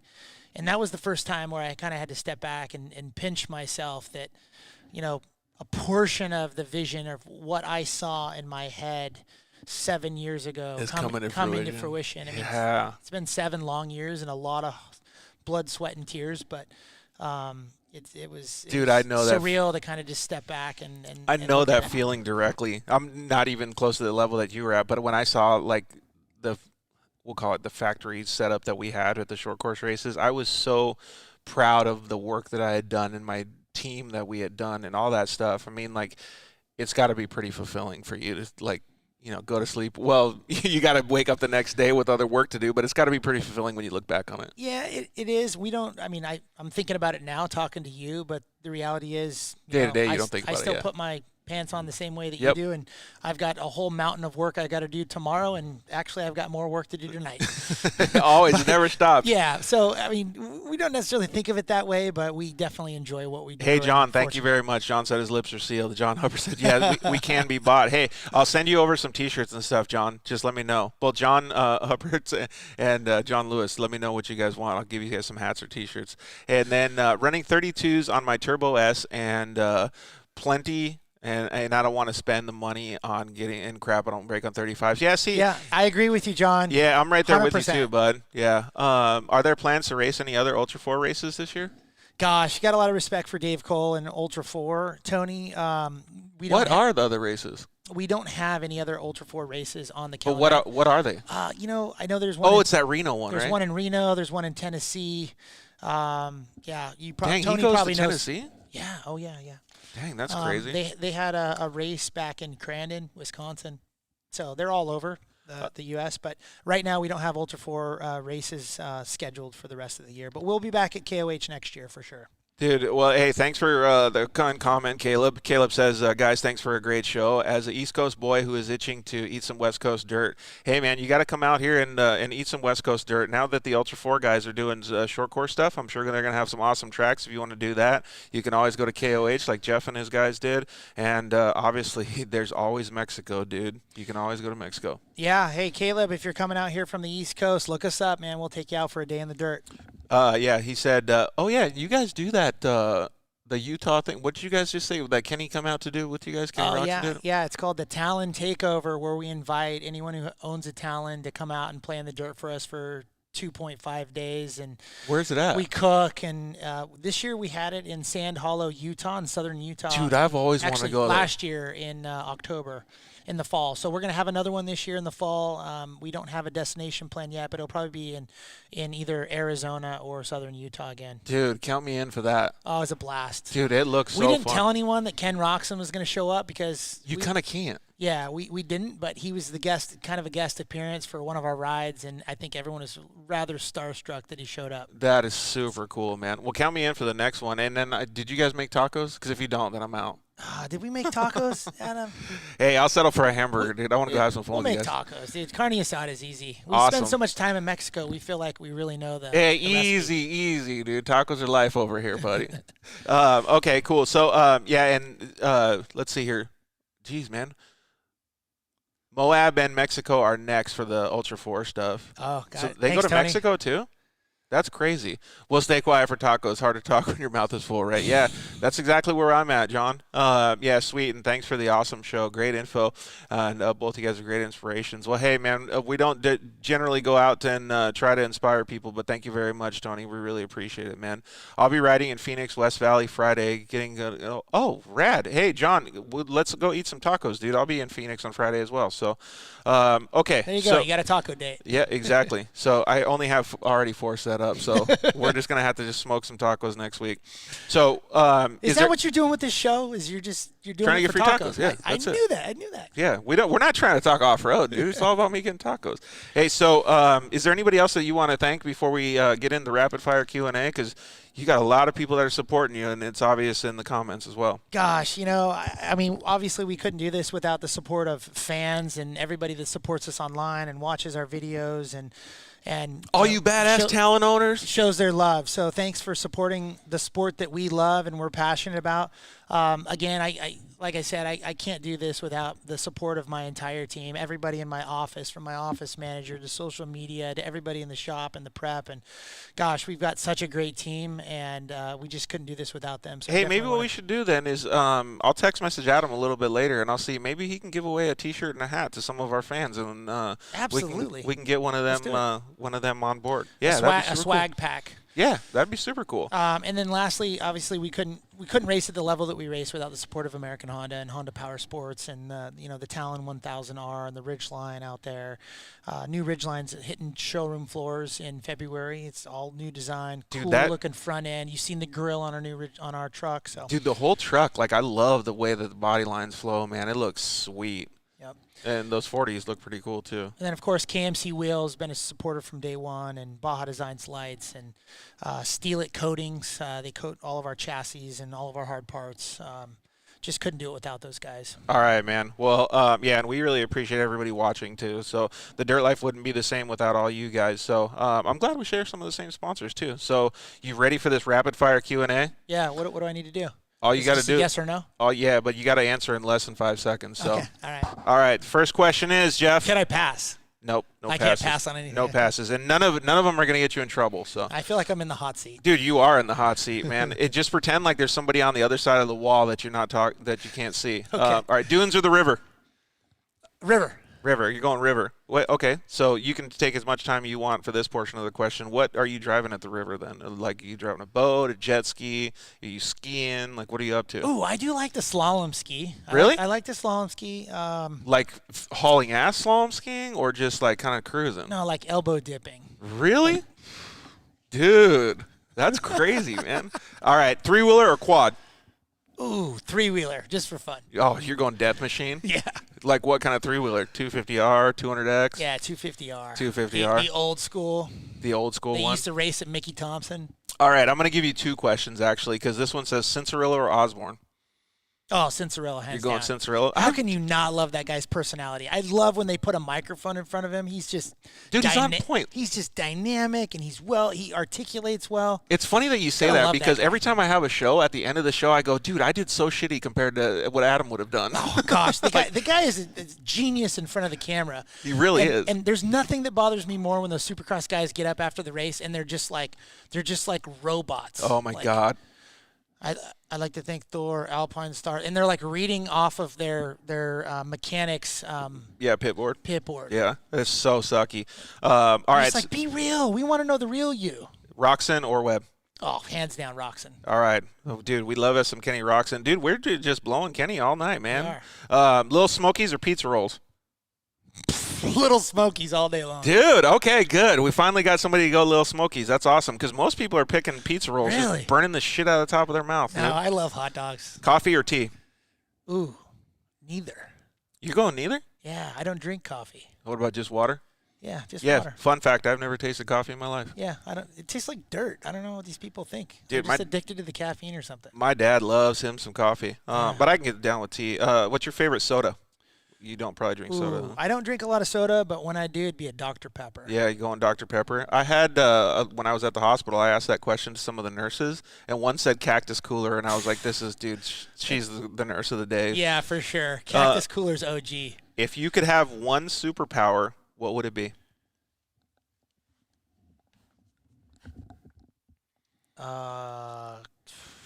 Cure cancer. You're going that? You're going full, like, philanthropic? Yeah. That's awesome, man. And I haven't had any family members that have passed from cancer, but I know it just plagues a lot of people. Yeah, dude. That's a really good answer. Now I feel like a dick because I was going to say like flying or something. Dude, okay. Well, that's a good one. So the next guest, they got to step up their game, man. Uggs or Crocs? Oh, gosh. Uggs all the way. You're going Uggs all day? Don't ever get caught in public wearing Crocs. Hey, man. With socks, too. With socks, that's horrible, right? My dad's a big fan of Crocs. Unless you're a nurse. Yeah, unless you're a nurse. My dad's a big fan of Crocs, and I make fun of him all the time, too. So. Oh, well, I like your dad, so don't tell him I said that. Yeah, love you, Dad. Memorable race. The 50th anniversary of the Baja 500. That wasn't, no, the 1000. Which one was the one that had all the rain? It was all jacked. That was the 1000 in 2019. So the 50th anniversary of the 500. It was 18. Why was it the most memorable race? It was a come from behind victory. We were down by 20 minutes and came from behind and won in the last like 20 miles of the race. And it was just it was one of those zone races. Yeah, it was one of those races where, you know, we had a lot of chips stacked against us, and we just kept overcoming and overcoming and overcoming, and found ourselves victorious at the end when we least expected it. That is so cool, man. I love hearing those stories, man. Maybe one of these days, definitely want to have you back on the show because I'd like to get a little bit more personal with you and kind of see where you came from. You know, obviously what was your passion in motorsports and stuff coming Sure. up. So I want to definitely get into some of those memorable races and actually detail it. But for now, What's your favorite flavor of ice cream? Oh, cookies and cream. You're going cookies and cream? Oh, yeah. Nice. Oh, yeah. Baskin Robbins cookies. Oh, actually, no. Thrifty, if I can find it, and then Baskin Robbins. What is this? Thrifty like some sort of like you can never find it? Like dude, Thrifty's hard to find these needle days. in a haystack? Yeah, Thrifty's hard to find. What? I don't even know what Thrifty is. It's Really? like Ben and Jerry's kind of stuff? No. This is like old school. I'm dating myself. With Is like Thrifty a store or is it like a brand? So Thrifty ice cream was found in like pharmacies, I think, when I was a kid. Oh, really? And I used to ride my bike to the store down the street from where I lived and get an ice cream cone for 35 cents. Now we know why it's your favorite because it takes you back. Yeah. Dude, that's perfect. We had John comment back in. He said, good luck to the Honda team racing. Coming from Minnesota and being a guy in Minnesota, you know where my manufacturer loyalty is. Hey, you own a Polaris, though, buddy. Love the show, George. So, yeah, thanks, John. I really appreciate it. Here we go, John. Yes, John, Thrifty was a drugstore. I told you. Yeah. So we got to find some for you. Hey, so if you ever want to know how to get into Honda Talent or maybe get like a free T-shirt or something, find a Thrifty and send Jeff some ice cream. That's right. Dogs or cats? Well, I think we might know. My dog's on the show tonight. She's been a little irritating. But She's a little frisky. yeah, She's having a good time, though. She's chilling now. Netflix or YouTube? Oh, YouTube. You're going YouTube? Yeah. Okay, so this actually is a good transition comment for Bryant Lambert is letting us use this studio. Yep. To have the show tonight, which is a fantastic place, by the way. He does all kinds of photo shoots and things like that here. You suggested that he do a show with us and talk about marketing and content and stuff like that. I think that's a great idea. Yeah, I mean, Bryant, we've been working with Bryant for 2 seasons now, and the guy's been around the industry for a long time and just extremely knowledgeable, not only from behind the camera and editing and putting together the content that our partners really want to see, but just kind of understanding the scope of where the industry's going. Yeah. And he knows how to get the right shots. Our sport is really tough to shoot. Yeah. And you can't just come with camera knowledge and shoot our sport. You've got to know our sport to Yeah, shoot absolutely. it. And he has that, and I think he's just really valuable to interview and talk to. He's a very bright-minded person in the industry. And he's such a super cool dude. Yeah. So, all right, burrito or taco? Oh, burrito all day long. Burrito? What kind? Just California burrito? No, just standard bean and cheese. Dude, I almost got one of those today. So, let's see. What's the next one? Supercross or motocross? Ooh. I know. This one's hard for me, too. That one's hard. So, all right. Supercross from like a fan perspective, but there's no substitute for like the OG, like hang it out moto. If you had your choice to get on your dirt bike tomorrow, which you don't, you have to go to work, but if you had your choice to get on your dirt bike tomorrow, would you rather go to a supercross track or a motocross track? Oh, I'd for sure go to a motocross track. Yeah, same here. I just always love motocross, man. Yeah, I just think fun. it's so much fun. What other form of racing would you like to try? And before you answer that question, this can be anything. This could be powerboat racing. This could be tricycle racing. This could be monster trucks. But what form of racing would you like to? Even freaking helicopters. Yeah. What form of racing? Gosh, I'd say it has to be road racing. I'd love to race in IMSA. Mm-hmm. The 24 hours of Daytona, the 12 hours of Sebring. Do you have a favorite car? Le Mans. Yeah, it'd have to be a Honda or an Acura. Yeah, well, clearly, but I'd say that Acura DPI car right now. They just won the 24 hours of Daytona. They're hot right now. That thing looks. Oh, fun fact. That car that just won the Daytona 24 hours, the Acura, we share the same engine. Really? In the Ridgeline. Dude, that's super cool. It's called a 3.5 liter twin turbo. No, it's a 3.5 TT is what they call it. So do they run a lot of the same components then? Almost identical. We're even running an IMSA restrictor plate on our engine. No way. Yeah. Dude, that's super cool. Hey, behind the scenes right there. It gives you guys a little bit of knowledge on the factory Ridgeline over there. All right, last question of the night, bud. Chips and guacamole or fries and ketchup? Oh, chips and guacamole all day. Dude, best friends right there. Hey, fun fact. I made homemade guacamole yesterday for that For the ass whooping? That game that was on? Yeah. I don't know what it was. It wasn't motorsports, though. How was it? Was the guac good? Dude, the guac was good. It's better than the game. What'd you put in it? Because I got my custom-made guac, too. Okay, so here's my custom. So obviously avocado, clove of garlic, Ooh. sea salt, diced red onions, diced tomatoes, and here's the kicker. Ready? Pomegranate. Really? Yeah. Does it give it a little bit of like a sweet taste then? Oh, yeah. Dude, I'm into trying that, man. You get like a little burst of pomegranate in your. So we've actually. Jalapeno, too. Oh, nice. James give a little bit, but that sounds so good. So we actually had. I'm glad that you said that because next time I go over to your house, I'm not riding my bicycle, by the way. But next time I go over to your house, I've been told you're not allowed to ride bikes with me anymore. I know, right? No, I definitely want to go on another ride with you. Actually, Ryan Gaitis wants to go on a ride as well. So, but we had a guacamole. I don't know what you want to call it, a competition, but we all brought our own guacamole, and everybody got to pick their favorite, so it was pretty fun. Awesome. It was super cool because then you get to taste the whole variety, because mine's a little bit different than yours. Love But guac. all right, man. Well, I really appreciate it. We're already 2.5 hours into the show, so I think that's enough for tonight. We really appreciate everybody joining us. Daytona Prototypes is what John's going to race. I really appreciate everybody joining us tonight. We had a great time talking with Jeff about the Honda program. One of these days, like I said, we're going to have Jeff on the show to get a little bit more background on him.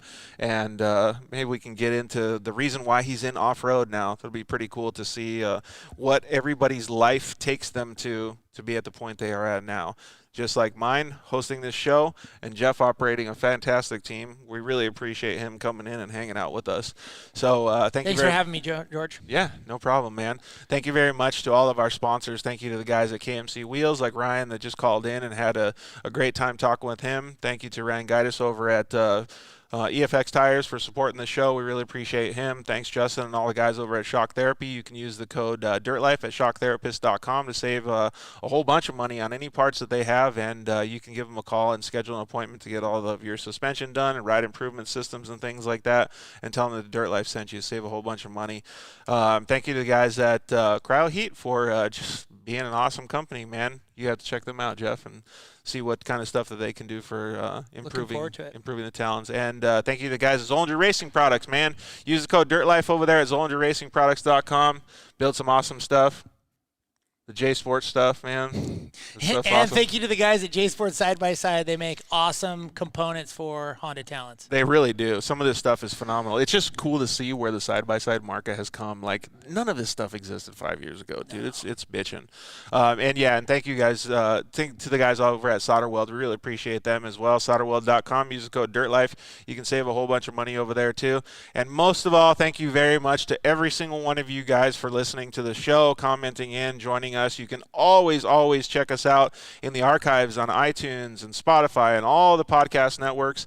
You feel free to send any of your comments in to @Honda Offroad Racing on Instagram. You can send it to us at the Dirt Life Show, and we'll be happy to answer all the questions for you. If you got questions on your Honda talent, please feel free to go to HondaOffroad.com, I think it is. That's right. And send them a message, especially if you want some of that race support, because that's a phenomenal program to be a part of. So, again, thank you guys very much for listening. We really appreciate it, Jeff. Yeah, thank you guys. Appreciate your fan support and listening to the show. Thank you, George, for having me. Yeah, absolutely, man. We'll have you back again. All right. Well, like I said, thank you guys very much. We really appreciate it. Next time we'll see you next Monday we will see you in the Lake Elsinore studio, IMG Motorsports, with Alex Streiler. He's motorsports marketing and sponsorship guru. He actually did all the work for Lucas and acquired all their sponsorships for their racing divisions and racing series.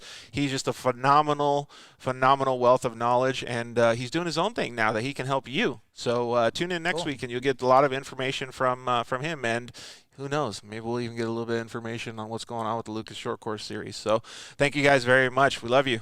See you next week. Good night. Thanks for listening to The Dirt Life Show.